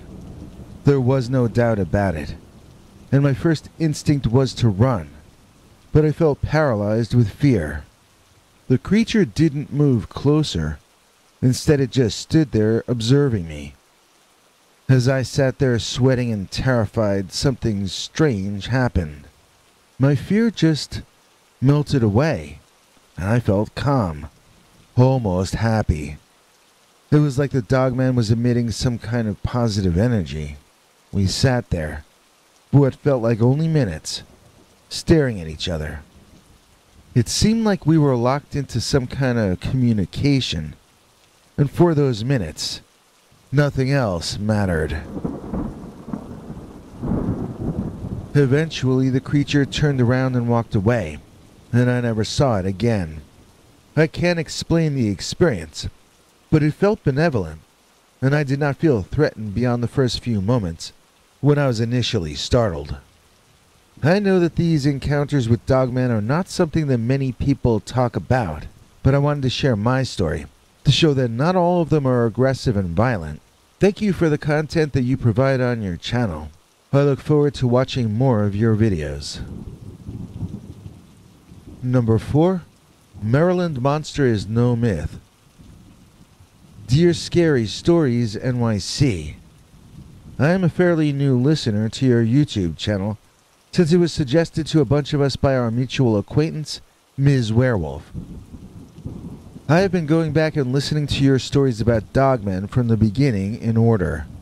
I wanted to share my own encounter with one of these creatures, and in my experience, it was anything but terrifying. It was last summer, and I was on a road trip through rural Maryland when I saw a huge animal cross the road in front of me. At first I thought it was a bear, but as it dashed across the road into the woods, I realized it was something else entirely. I had heard of Dogman before, but I never thought I'd have a chance to see one, especially not in Maryland. I decided on a strange whim to park the car and to follow the animal into the woods, and it led me to a small clearing. The creature was standing on two legs and had a body sort of like a human, but a head more like a dog. It looked like it was digging for something, and it either didn't notice me or didn't care that I was approaching. As I got closer, I could see that the dogman had a friendly expression on its face. It was not snarling or showing its teeth, and it didn't seem to pose an immediate threat. When it eventually took notice of me, it simply sat back on its haunches and watched me curiously. I wanted to test the waters, so I tentatively reached out my hand for it to sniff. To my surprise, it actually licked my hand, and I felt like I had just made a new friend. I didn't feel scared during our encounter. Instead, the experience was imbued with a sense of calm and serenity, and I left the clearing feeling better than I had in a long time. I know it sounds crazy, but that was my experience with the Dogman. I'm not sure what to make of it, but it's clear that not all of these creatures are malevolent. Thank you for your content and keep up the good work. And number 5, West Coast Cali Dogman Encounter. Dear Scary Stories NYC. I was recently turned onto your channel by a friend who knows about my interest in monsters and cryptids, but most especially the Dogman. I wanted to share my own encounter with a Dogman beast that I had fairly recently in a rural northern California town. Like many of your viewers, I've always been fascinated by paranormal creatures and urban legends, but I never thought I would actually come face to face with any of them.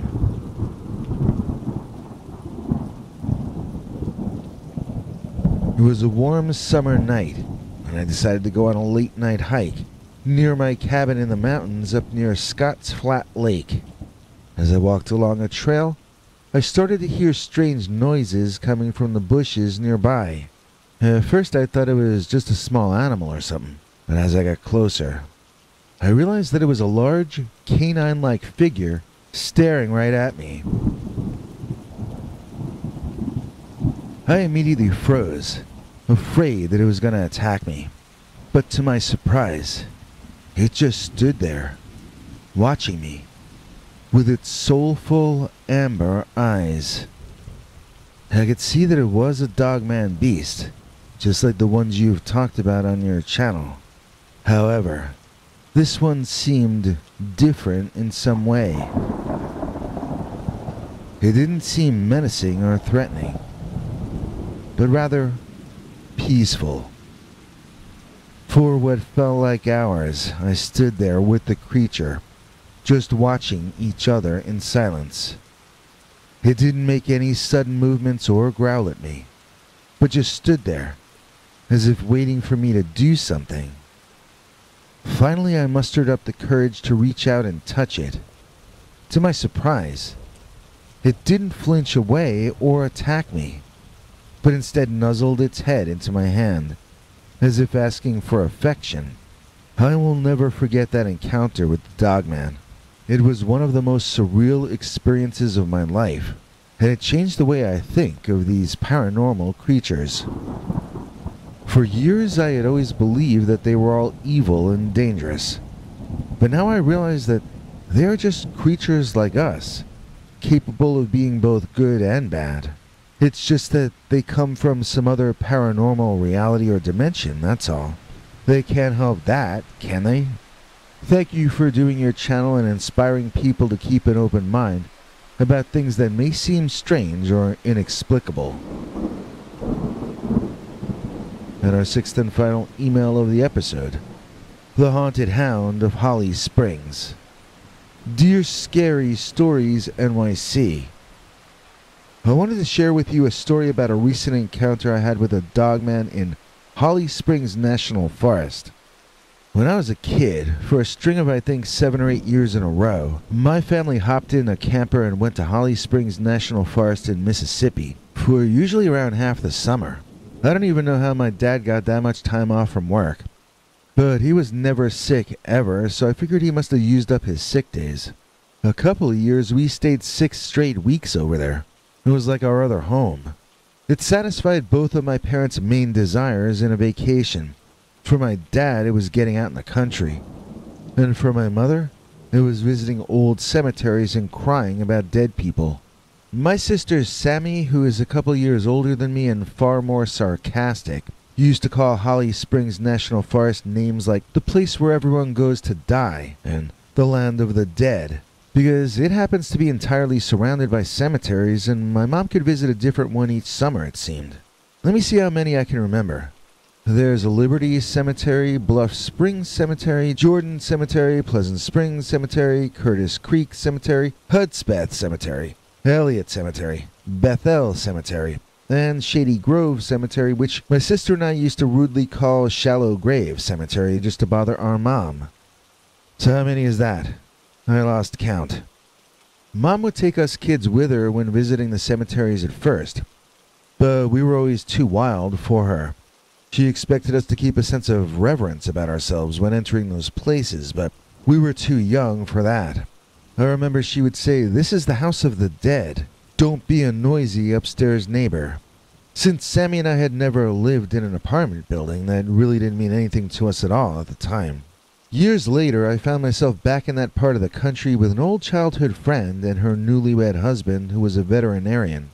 They both wanted to go camping with me while I was in the area, and I suggested Holly Springs, since for me it had a nostalgia factor associated with it. I was not looking for an adventure, and I was not expecting to have such an interaction with a legendary creature, as we ended up having. It was a clear, starry night when the 3 of us arrived in Holly Springs. We set up our tents near a creek and started a campfire, while listening to the sounds of nature all around us. I had never been tent camping before, so I was excited, and we were all in a great mood. However, things took a turn when we started to hear strange growls and howls coming from the forest. We quickly realized that it was not an ordinary animal, and regretted having decided to camp off in the woods far away from other humans. We also suddenly realized that we hadn't really told anyone what direction we were heading in either.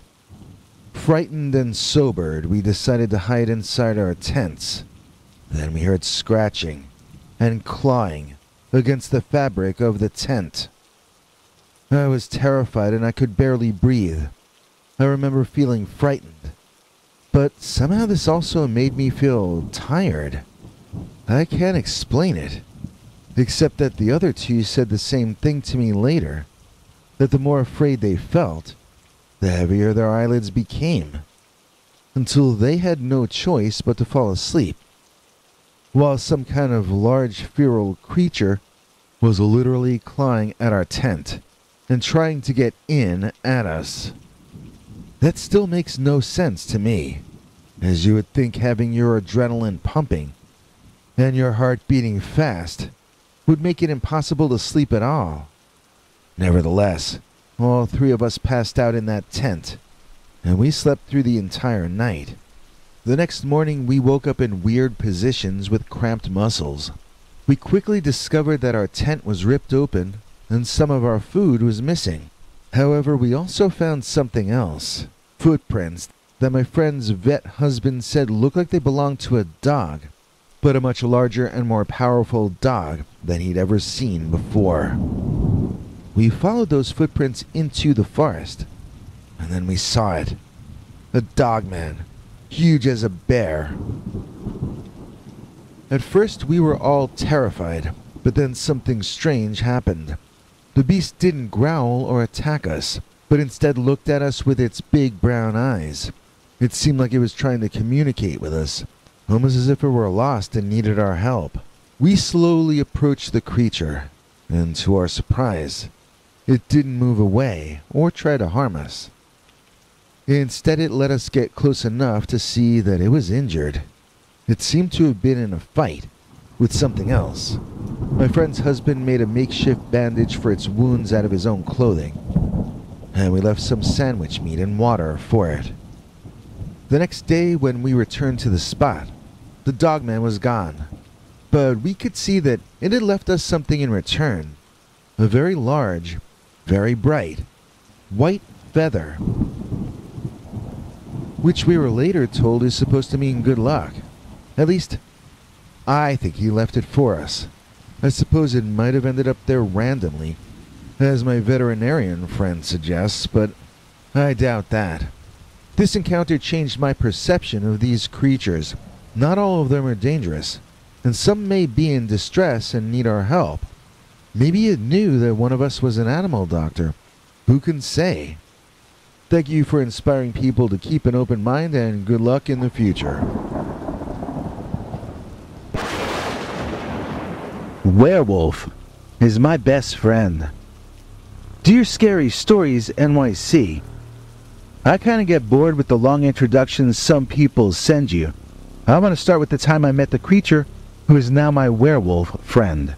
It was a cool spring night in 2020, and I was actually in the woods camping alone because my friends had all gone to protest things that I didn't want to protest. It was one of those years, if you can remember. I camped whenever I could in those days because there were too many rules for living in the human world, and I thought most of those rules were insulting and idiotic. I have a patch of woods behind my home that leads into some pretty wild land, and a national park, I won't say which one. I can be fairly deep into the North American temperate forest jungle in less than a half hour walking from my home. In the woods there is only the law of nature. Nature is harsh. Nature can be cruel. But at least nature isn't insane. Nature won't demand to see your vaccine record. Nature is logical. That's why it will still be here long after humans have all self-immolated. And so when I first saw the werewolf, I was drawn to it as sort of the ultimate symbol of nature itself. I thought it was a dogman at the time. I thought it was the living spirit of the Midwestern woods. I really did. So what happened that night was that I had just put out the fire, and I intended to go into my tent and crash out.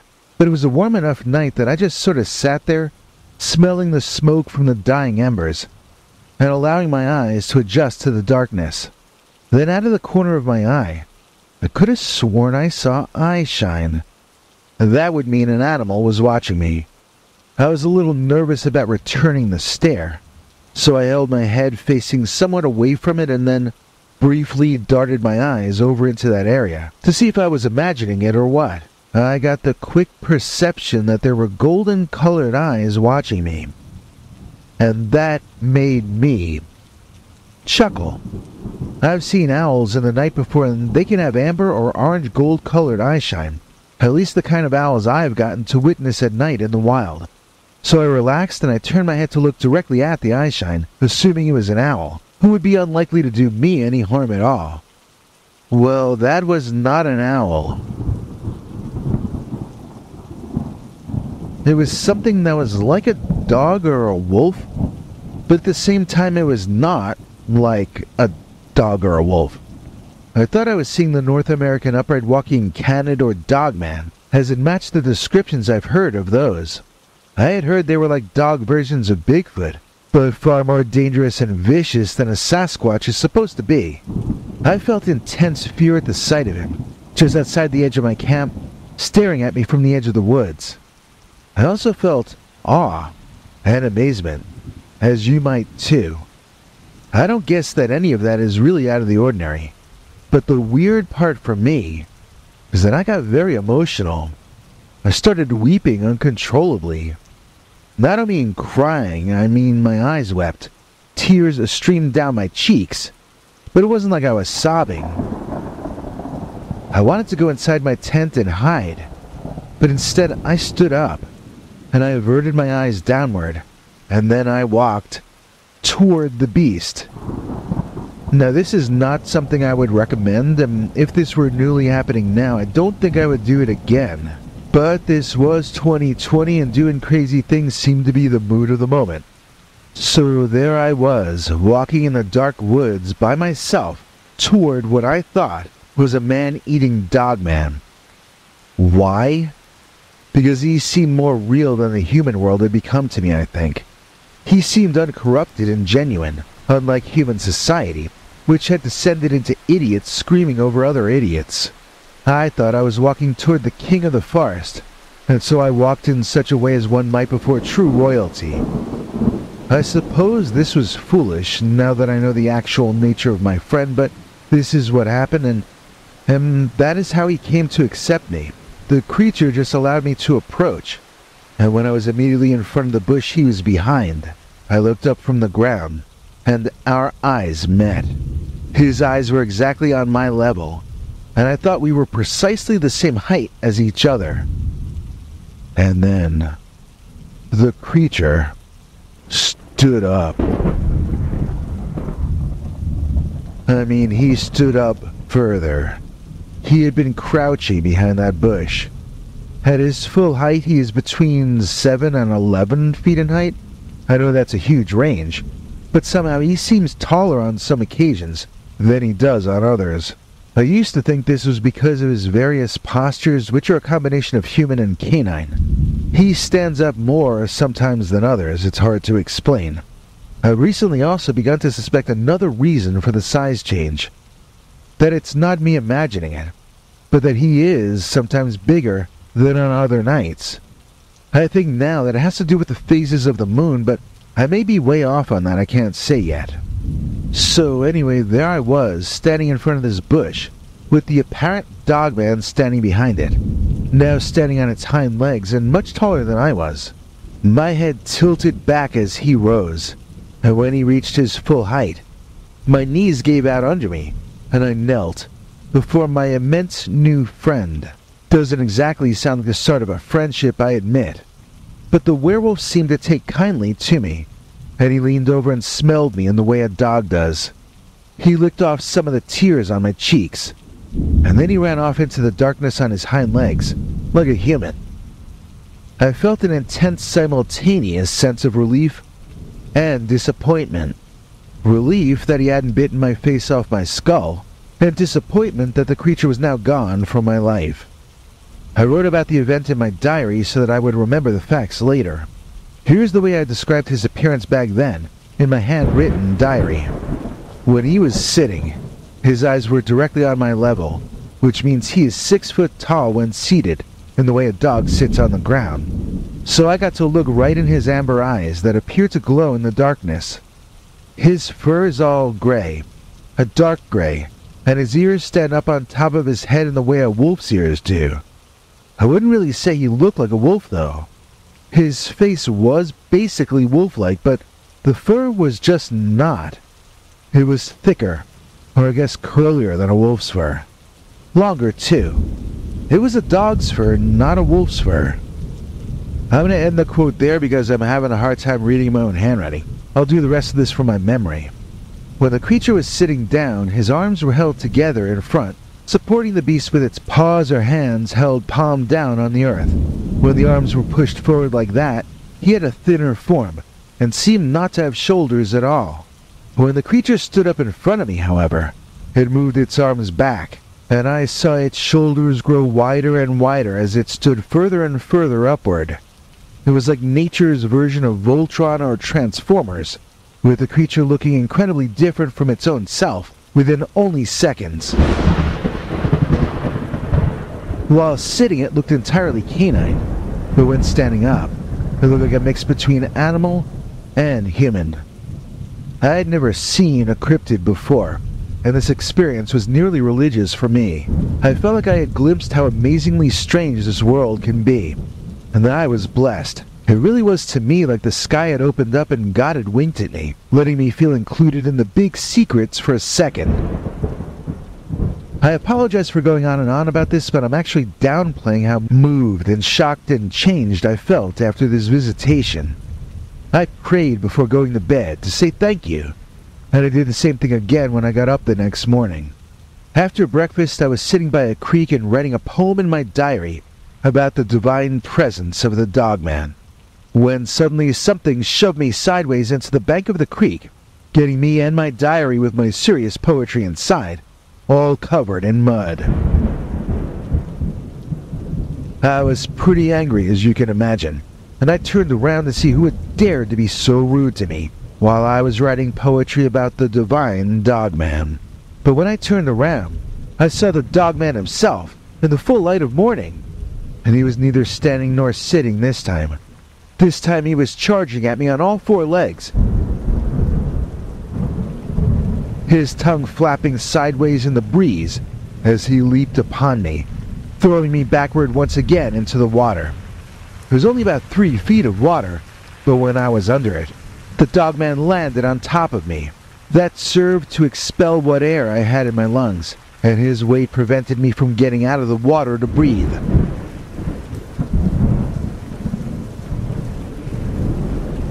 I suddenly wished I had nostrils at the ends of my fingers, as they were up there in the air, but I was being held down by the large beast on top of me. Until I wasn't, and I was being flipped up into the air onto the back of the creature and walked back to the muddy shore. He shrugged me off, and I went splat into the mud and painfully refilled my lungs with air. My chest ached, and I was afraid of what the Dogman was going to do to me next. I had to focus on breathing and enduring the pain in my chest, which was not inconsiderable. If the Dogman wanted to hurt me worse, well, I wasn't going to be able to stop him. But when I finally felt well enough to look back up at the creature, I discovered that he had just been sitting there, watching me, intensely, with his head turned curiously to the side. The second I looked up at him, he leaped into the air on all fours and began wagging his tail so hard that his butt was wiggling and he was beating his own sides with his own tail. I would have laughed if such a thing were possible in that moment, but I do chuckle now when I think about it. So he wasn't trying to kill me. He was trying to play with me, only he didn't know his own strength or his own size. So all my fancy language about the Dogman got covered in mud, literally and figuratively, and I was forced to accept him as who he is, which is a very specific kind of a personality, not some godlike mysterious entity. This guy is a goof more than a god, and he is very friendly, at least to me. When I'm camping and humans come within a certain range, the Dogman will go into hiding until they're gone. This is so far without exception to the point where I've started to wonder if I'm the only one who could even see him. What I mean is, what if he's in my imagination and not real? He also leaves when I reach for my cell phone. I started to tell a friend of mine about the Dogman, but she mocked me, and so I stopped. She kept pointing out how convenient it was that the creature would only appear for me, and never allow me to take photos. When she said it that way, it even made me wonder if he's for real. But he has to be for real. I've gotten bruises and scratches from playing with him. I didn't do that to myself. So recently something happened that has caused our situation to change, and for me to feel confused about pretty much everything. You see, I found out what the Dogman really is. He is not actually a Dogman. At least, not full-time. He changes back to human form.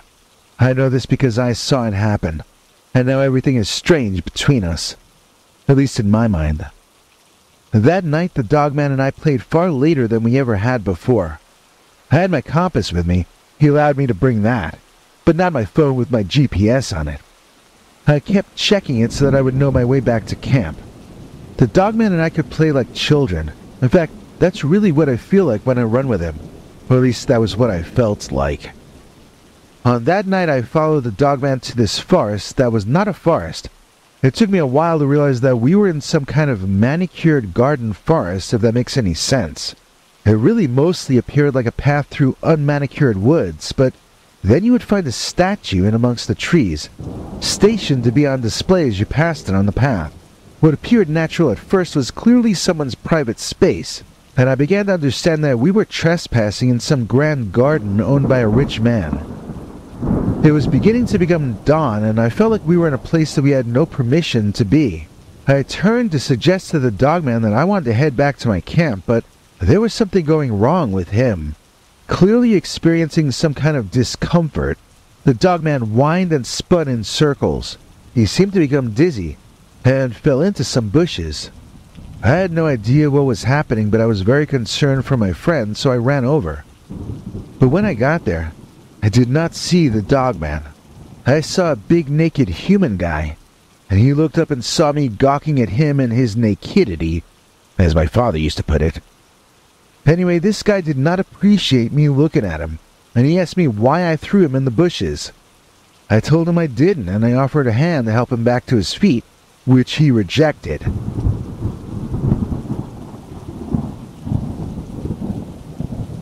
He covered himself with his hands and ordered me to stop looking at him. He called me some choice names, and he accused me of taking advantage of him while he was sleepwalking. Sleepwalking, is that what you call it? I asked. And then this guy got really furious at me. It looked like he was going to get violent, so I just ran back in the direction of my camp while he was screaming something about the police. When I got back to my phone, I was able to find where I was and where that guy's manicured garden was on a map. I know the address. He lives a little less than 3 miles from my own home. Although I hope he never figures that out. I think he really does think I did something to him that morning. He also thinks his lycanthropy is only sleepwalking. This rich guy doesn't understand that he's a werewolf. He's in denial. I have a problem because I love my werewolf friend, but I just found out who he is when he's human. And this kind of changes everything for me. It's a little hard to explain, but I know I don't want to lose his friendship. The werewolf, I mean. The human side of him I couldn't care less about. So I headed back to my camp with the intention of packing up and going home, but I was so beat by the time I got back there that I just crashed in the tent all day long. By the time I woke up, it was too dark to hike home, so I realized I'd be spending one final night out there. I was sad that there would be no more Dogman friend, now that I found he was a human, and I accidentally made his human side hate me.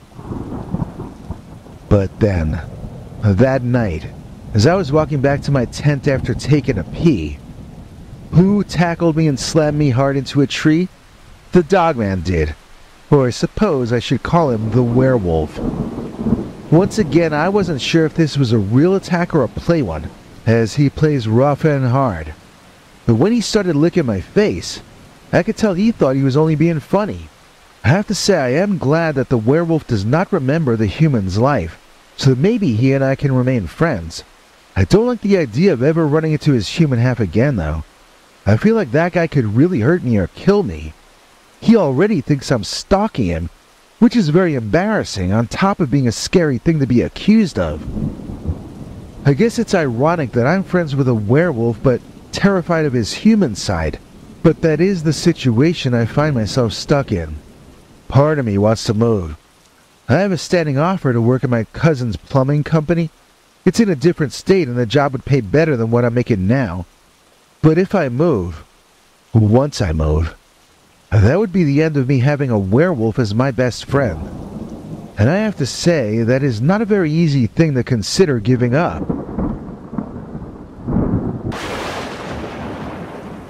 Wolfman with Cat Friend. Dear Scary Stories NYC, for the last 2 summers, we have been treated to sightings of a werewolf or wolfman type animal who walks along with a small cat on his shoulder. We used to think it was a kitten the first season, but when it seemed to be exactly the same size last season too, we had to assume this must just be a small adult cat. It's just large enough and moves around enough that you can see it there, but none of us have gotten the greatest of looks at the kitty. Not my family anyway. Besides, if you're having a sighting that might last just a few seconds to maybe a minute, are you going to be more focused on the kitten or on the large dog-like man walking on his hind legs that's carrying the kitten on one of his massive NFL linebacker shoulders? I'm going to give you a few anecdotes from the experiences we've had, and some people we know have had. But first I want to say up front that we have no photos or videos of the creature. We had a photograph of a footprint, but that turned out to be a regular dog, even though a large one. And we had some fur, but that turned out to be from a wolf. An ordinary wolf, I mean to say. Some people tell me that maybe the creature we've been seeing is just an ordinary wolf, and maybe it walks on its hind legs because its front legs got injured. Well, those front legs are not legs at all, but arms. They hang at his sides, and they don't end in dog paws like legs do. This creature has these sort of claws, I guess you could call them. Like hands, but not like hands. The most important thing about everyone's description of this creature is that he's always so far been seen carrying the little cat on his shoulder. Dogs with injured front legs don't have shoulders. This creature does. It's not an ordinary dog or an ordinary wolf. It's something different. And I guess it's what people colloquially call a real werewolf, or a wolfman, or a dogman. But this one's head looks more wolf-like to me than anything else. We are looking forward to this upcoming summer season, and we've invested in camera gear in the hopes of capturing some evidence this time. The first year it happened, we were taken by surprise, and to be honest, we never expected to see the two critters again for a second year. But now that it's happened 2 years in a row, we are taking the situation more seriously. These were not easy decisions for us to make. Besides the monetary expenditure, if we do capture real evidence, then we won't be able to stay anonymous any longer. We've decided we don't want to do that unless we get some very good evidence, so that people can't just call us crazy. Until then, I'm only going to say that we live in a rural area in the Midwest. We are in the woods near a body of fresh water, and I believe that is why we've seen these creatures during summer months. We're apparently on their route to and from getting something to drink. I don't know where they walk back to, but I hope it remains that location for at least one more year, so that we have a chance of getting proof. If their destination from the watering hole next season varies by even a few degrees, they might avoid our property entirely. When I say our property, I'm referring to the remote location we've been summering at since the pandemic. It's a bit of a unique situation. My wife's friend from her job got in on some rural property for a very cheap price, and was also able to get log cabins constructed on the property as part of his deal. We have 5 cabins up here that are split between 5 families, although we've only had all 5 families here at the same time once. It's a bit too rugged a location for us to stay in during the winter, but in the summer you'll often find 3 or 4 out of the 5 cabins in use by various members of the different families who all went in on buying this property. So this is not a story of the Dogman invading a human settlement. It's more a story about people building summer homes on the Dogman's turf. So the first time any of us saw these creatures, the kitten was on our window in the middle of the night, playing with some part of it that must have come loose. It was tap, tap, tapping at the window until my wife got up to look at it. She said, "Oh, it's a little kitty." So then I got up to come around and look at the kitty on the other side of our window. Only when I came up around behind my wife, I got a better view of what was outside that window than she did. There was a truly large, big, huge, immense monster of a dog. He was bent over looking at something. It later turned out to be a very large bag of onions that we had picked up at the supply store. I had placed it down there planning on going back out to put it in our little root cellar later, but then I forgot about it. So now this bear-sized animal was looking into the bag, pulling out onions and trying to figure out why these things were collected there in that large bag. He didn't seem to like the smell of them at all, reacting with almost horror after taking a sniff. My wife didn't notice any of that though.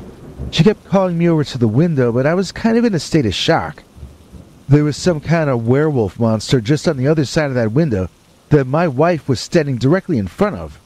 She was too focused on the little cat to notice the larger beast out there in the darkness behind it. When I saw my wife lean over to lift the window open and get at that kitty, I found my shocked state momentarily broken, and I quickly grabbed her from behind.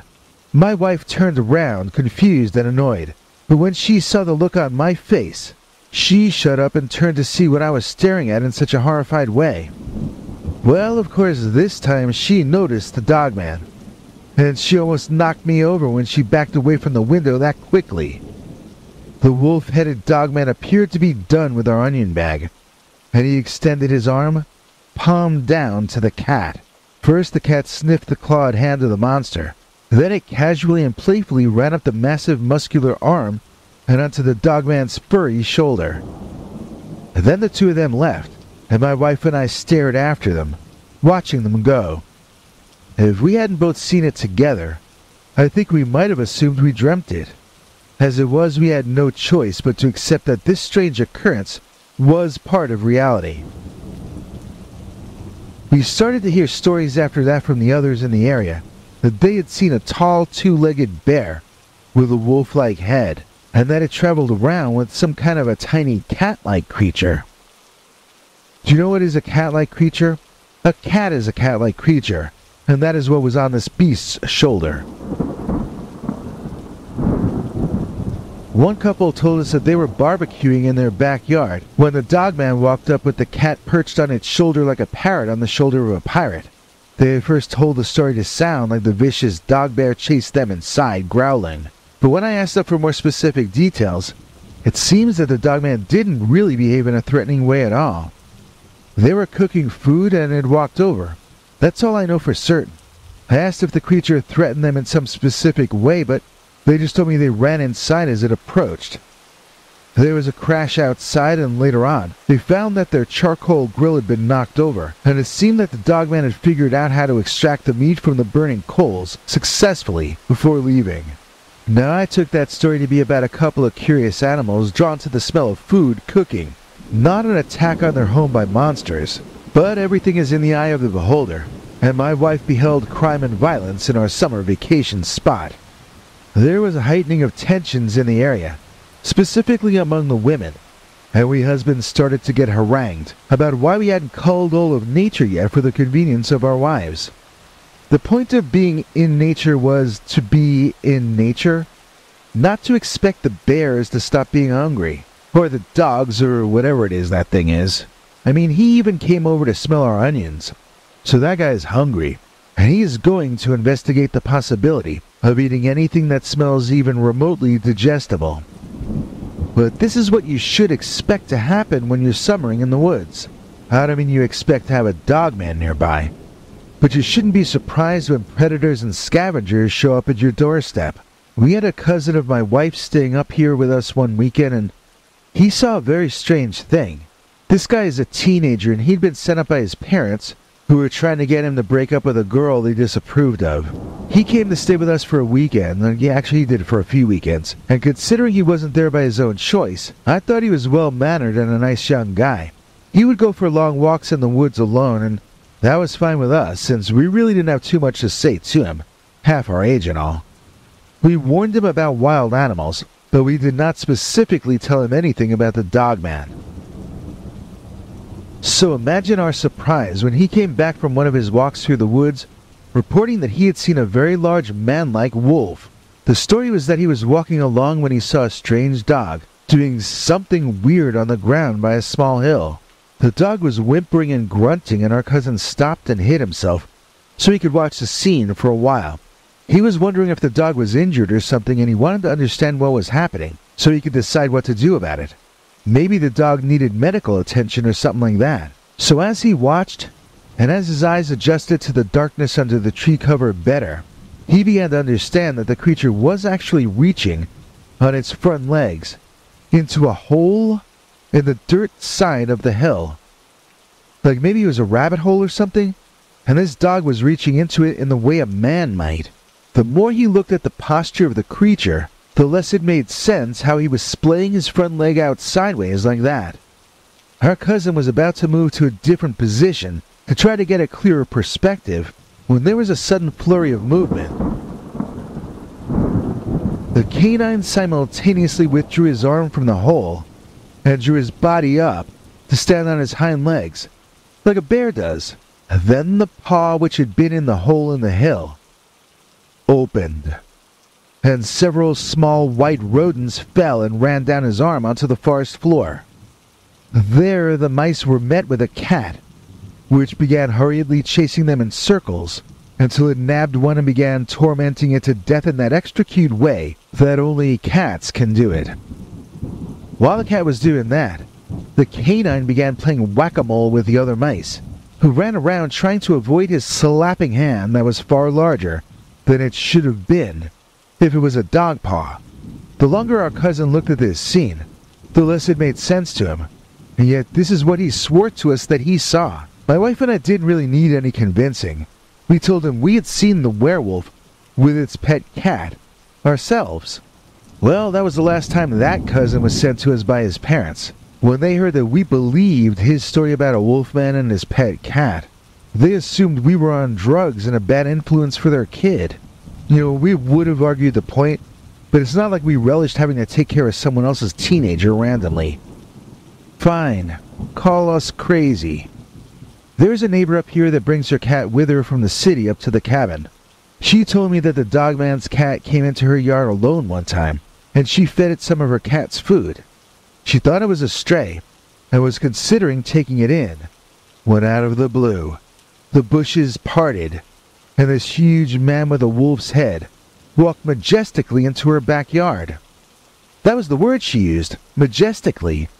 It held its head high, and it walked looking around as though this were all its land that it was surveying.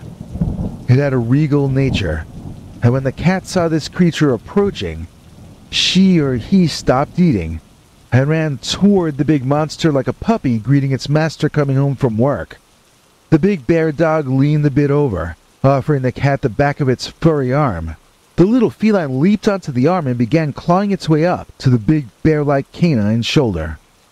And then the two of them slowly strolled off, with the cat turning in circles getting comfortable, up in that bed of shaggy fur up there 7 feet in the sky. That was the last time that lady offered food when she saw the cat.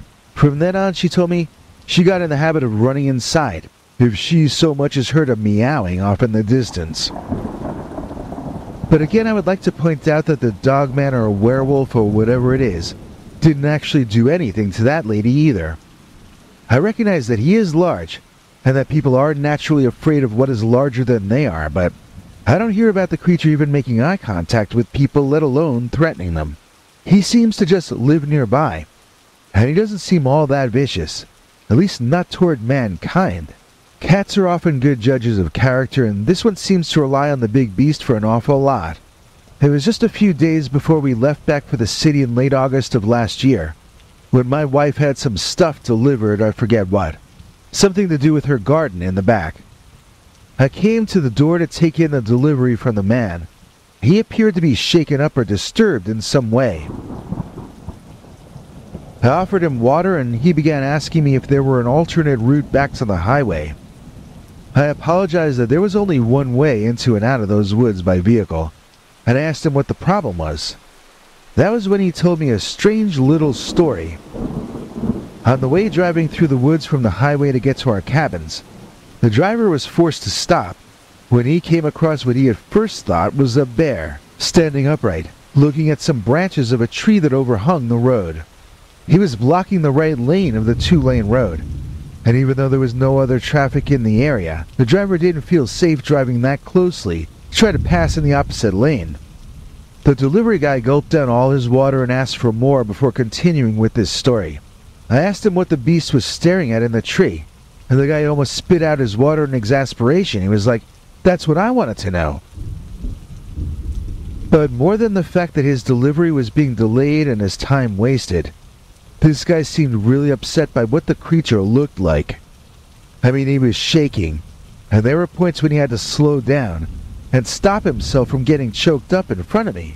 He kept telling me it looked like something from a movie about werewolves, but each time he said something like that, he looked like he wanted to cry, or to scream. Well, at least now I understood why he was afraid to drive back to the highway. I felt like telling him that I didn't think the creature was dangerous, but I had already said that to a couple of other witnesses, and it only got them angry at me. When someone is scared of something, they don't want to hear that there's nothing to be scared of. They've already decided differently on that matter, and they don't want to have their opinions and feelings insulted. So I kept my lips zipped, and I encouraged the delivery guy to continue with his story. He said he was about to back up and make a U-turn out of there when the big werewolf thing suddenly reached up into the tree, like he was looking to grab something in there. The young guy turned to me with wide eyes and he said, "You'll never guess what he grabbed up in that tree." I guessed anyway. Was it a kitten? A little cat? The guy looked at me like I was the amazing Kreskin or something and he asked me how I knew. "I live around here all summer," I told him. But then I told him that werewolf walks around with the cat all the time. He looked relieved. He thought when he saw the big dog walking off carrying the little cat into the woods, he was going to eat the little guy. I assured him that the two of them were good friends, and the guy seemed to start to come back into himself a little bit. I hopped in our car to drive ahead of him back to the highway, so he wouldn't be so scared. But we didn't see either of those animals again that season. We're cautiously optimistic that with the new trail cameras we're bringing up with us in July, that we will capture some interesting imagery. I have 7 cameras in total, and 3 of the trail cameras I want to move around every few days. Keep putting them in different spots, including ones with views of the freshwater pond near us that I think they drink at. I have heard a lot about dogmen knowing how to avoid game trail photography, but maybe moving the cameras randomly will yield some results. I don't know, it's just something I'd like to try. If we do get something, I'm not sure what we'll do with it. Send it to William Shatner? I mean, what do you do with paranormal footage in current year? It's too early to think about that anyway, since we don't know if the creatures will even put in a return appearance this year at all. If they do, I'm sure you'll be hearing about what happened to us somewhere soon enough.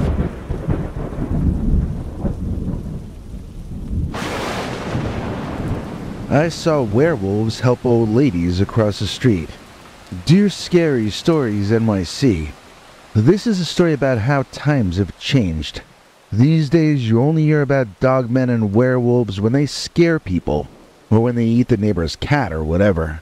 You never hear stories about dogmen helping old ladies across the street anymore, do you? When I was a kid, I lived in a town that was run by werewolves. When I saw the scene I just described to you, they were in the middle of a sort of werewolves' rights period. It only lasted a couple or 3 months that winter. Then they went back to denying that they were werewolves and denying that they ever asserted a claim to werewolf rights. But this did happen. I can't unremember it. What seemed to have started it was that one of the werewolf mothers caught her kids watching The Howling or some other horror film that this mom felt portrayed werewolves in a bad light. She then persuaded her husband and the town council to start a movement within the local government to improve the image of werewolves. This also led to voluntary side projects such as the one in which 2 fully transformed werewolves helped old ladies across the streets during snowstorms. One old lady had to be hospitalized after she panicked when 2 large hairy dog-faced monsters started walking toward her in the snow one night. Personally, I'm amazed any of this went on for longer than a day or 2, but it was already being buried and covered over before the tulips bloomed that next spring. I remember that a lot of the old folks in town resented never being told before that they had voted for wolfmen, and the elections were a lot closer the next time. The werewolf sheriff even lost his gig and got replaced with a human for a while. The thing is, it was mainly the old people and me who were upset about the werewolf situation. The old folks passed on eventually, and I got buried under by the bullies who made sure I never got to live out my dreams. The efforts to deny that it ever happened were pretty thorough, and I doubt most people living in the town today are even aware that there was once a bit of a kerfuffle over werewolves of all things. But my sister knows the truth. The others I grew up with, they all know. And I should know too. But they won't share the information with you and me. Godzilla -1 might have been fun, but Godzilla Tim, we love him. Please join us in thanking our very special executive producer for this episode, the one and only Godzilla Tim Walker in Ireland. Bet you didn't even know there was a Godzilla in the UK. Well, this is the kindest and most generous of all Godzillas, and we wouldn't still be online if it weren't for Tim, and a few others like him. If you would like to be as loved and revered and honored as Godzilla Tim Walker in the UK, then listen to what this next little guy has to say. Oh, Hank. Thanks, Biggie, and thanks to all of you for watching this far. If you liked it, please click like. If you'd like to see more of our work, please subscribe. And also click that bell icon if you'd like to be notified when we put out a new episode. To become an executive producer, you can donate to us through the thanks button under each of our videos or through our paypal.me/PeterBernard209 page. To receive cool perks like secret uncensored Dogman episodes far too wild to ever run on this channel, you can become a YouTube channel member by clicking the join button, or join our PayPal subscribers club at peterbernard.com. Joining either at the $3 a month level or above gets you access to our over 25 hours of secret uncensored Dogman stories available nowhere else. Do you have a scary story about Dogman or some other kind of high strangeness that happened to you? Let us know by emailing us at scarystoriesnyc@gmail.com or by leaving us a voicemail message at 804-LA-SCARY. You may need to call back on that one. It cuts off after, I think, 3 minutes. And if you don't want to do any of that stuff, thank you for simply watching to the end. Good night, and have a scary tomorrow.